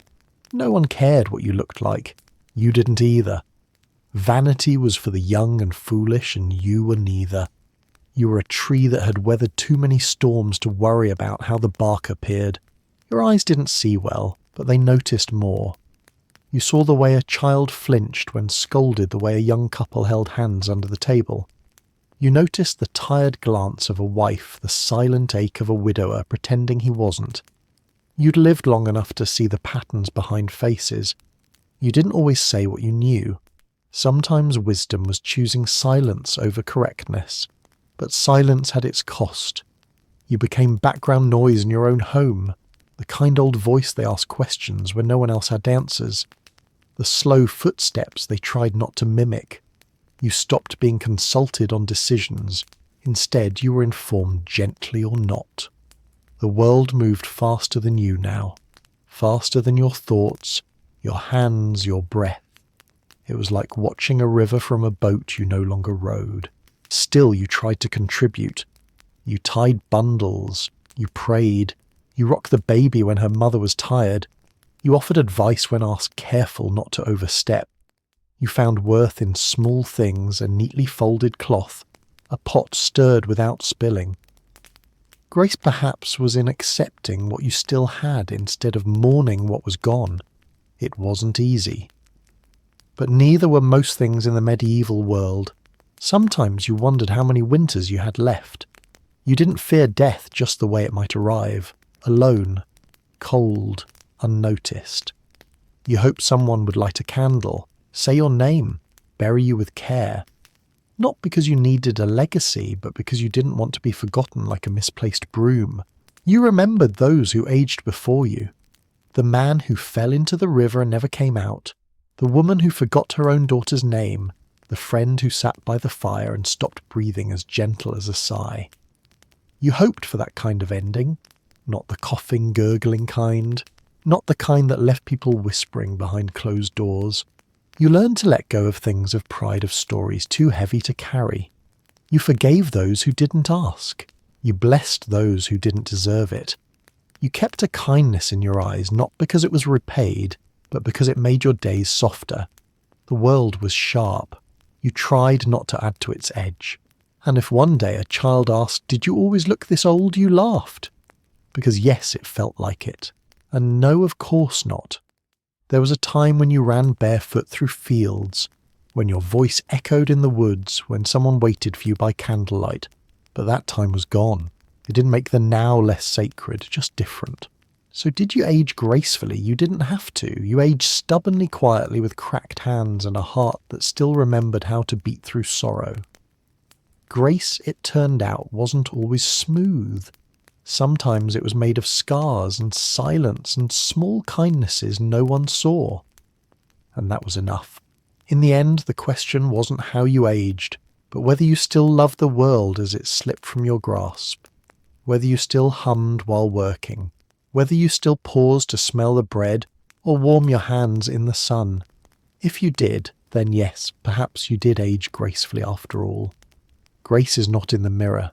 It's in the soft yes you give to each new day, and in the medieval village that yes was rare, which made it sacred. Let's begin with the obvious comfort you'll hear in the present reading or listening from a clean, likely dry and rat-free location. Your feet are not rotting from damp leather boots, your stomach is not cramping from week-old barley mash, and your last bath didn't involve melted snow and screams. You live in a world where coffee exists, where dentists use tools that don't resemble blacksmith tongs, and where death by damp cellar is no longer trending. In the great lottery of centuries, you did not draw the 14th. Well done. Well, you don't have to milk a goat just to flavour your porridge. You don't have to shovel ash before lighting a fire or walk 6 miles for salt. Your candles are electric. Your chamber pot flushes. You can Google how to remove a splinter without summoning a priest or cutting off your finger just to be safe. You're surrounded by magic masquerading as convenience. A box in your hand tells you the weather plays music and lets you watch people bake in different languages. No one in your village is dying of cheese mould, probably. The air you breathe doesn't reek of dung despair and Gertrude's been boiling fish again. You can sleep past dawn without missing your one chance to not starve. Your mattress isn't stuffed with straw that occasionally wriggles. Your window's open. Your clothes aren't made of questionable wool and inherited fleas. And no one accuses you of witchcraft for limping or sneezing in a curious way. You're not spending your precious twilight years wondering if the town's baker stole your chicken, or if the plague is back because someone coughed on a Tuesday. There are no inquisitors knocking at your door to discuss your views on clouds. No landlords with swords. No priests with leeches. You can be old without being suspicious. Female without being burned. Left-handed without being corrected. Alive without explanation. And the food, let's take a moment to thank the heavens for seasoning. Your dinner tonight could include tomatoes, potatoes, chocolate, or chili flakes, none of which a medieval peasant had even dreamed of. Salt no longer arrives in brick form. Bread no longer breaks your teeth. You drink water that doesn't need to be boiled with herbs or blessed by a saint. Your meals don't taste like damp stone and regret. That alone is a victory. Medical care has its flaws today, but at least your doctor doesn't begin consultations with a mallet. You have anesthesia. You have antibiotics. You have glasses instead of praying your eyesight stops declining before the harvest. No one is trying to balance your humours by bleeding you. No one is drilling your skull to let the sadness out. You can break a bone and not be buried with it. That's progress. You're allowed to rest, not just collapse. You can nap for the sake of joy. You have weekends, days off. You're not born into a profession based on your father's elbows. You have options. You can change your name, your job, your mind. In the medieval world, the most adventurous change you could make was marrying someone from the next village if you survived the walk there. You're not required to kill your dinner. You're not expected to wake at midnight and shovel coal. You're not praying for rain or dreading it every single day. You're not trading turnips for soap.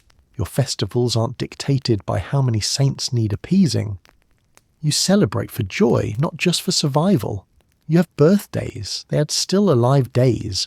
Entertainment is no longer watching your neighbour argue with a goose.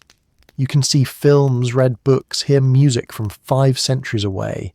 You don't have to rely on a drunk uncle with a lute and 3 teeth to lift your spirits. You're surrounded by stories, by art, by beauty, by the voices of people you've never met whose thoughts somehow find you. That's a kind of sorcery worth keeping. Most importantly, you are allowed to feel safe. Not always, not everywhere, but enough to plan your tomorrow, enough to worry about things like deadlines, not deathlines. Your child can cough without invoking dread. You can wake up without checking if your toes turn black. Your biggest problem might be boredom. What a luxurious disaster. And when you think of the past of all those peasants, those grandmothers bent with cold, those children born to shovel, those men lost to war over sheep, you can pause and feel something strange. Gratitude. Not the kind with violins and sunsets, but the quiet kind that makes you hold your tea mug a little longer. You got this time, this era, this breath. You made it. You're not there. And that's the one upside that needs no embellishment.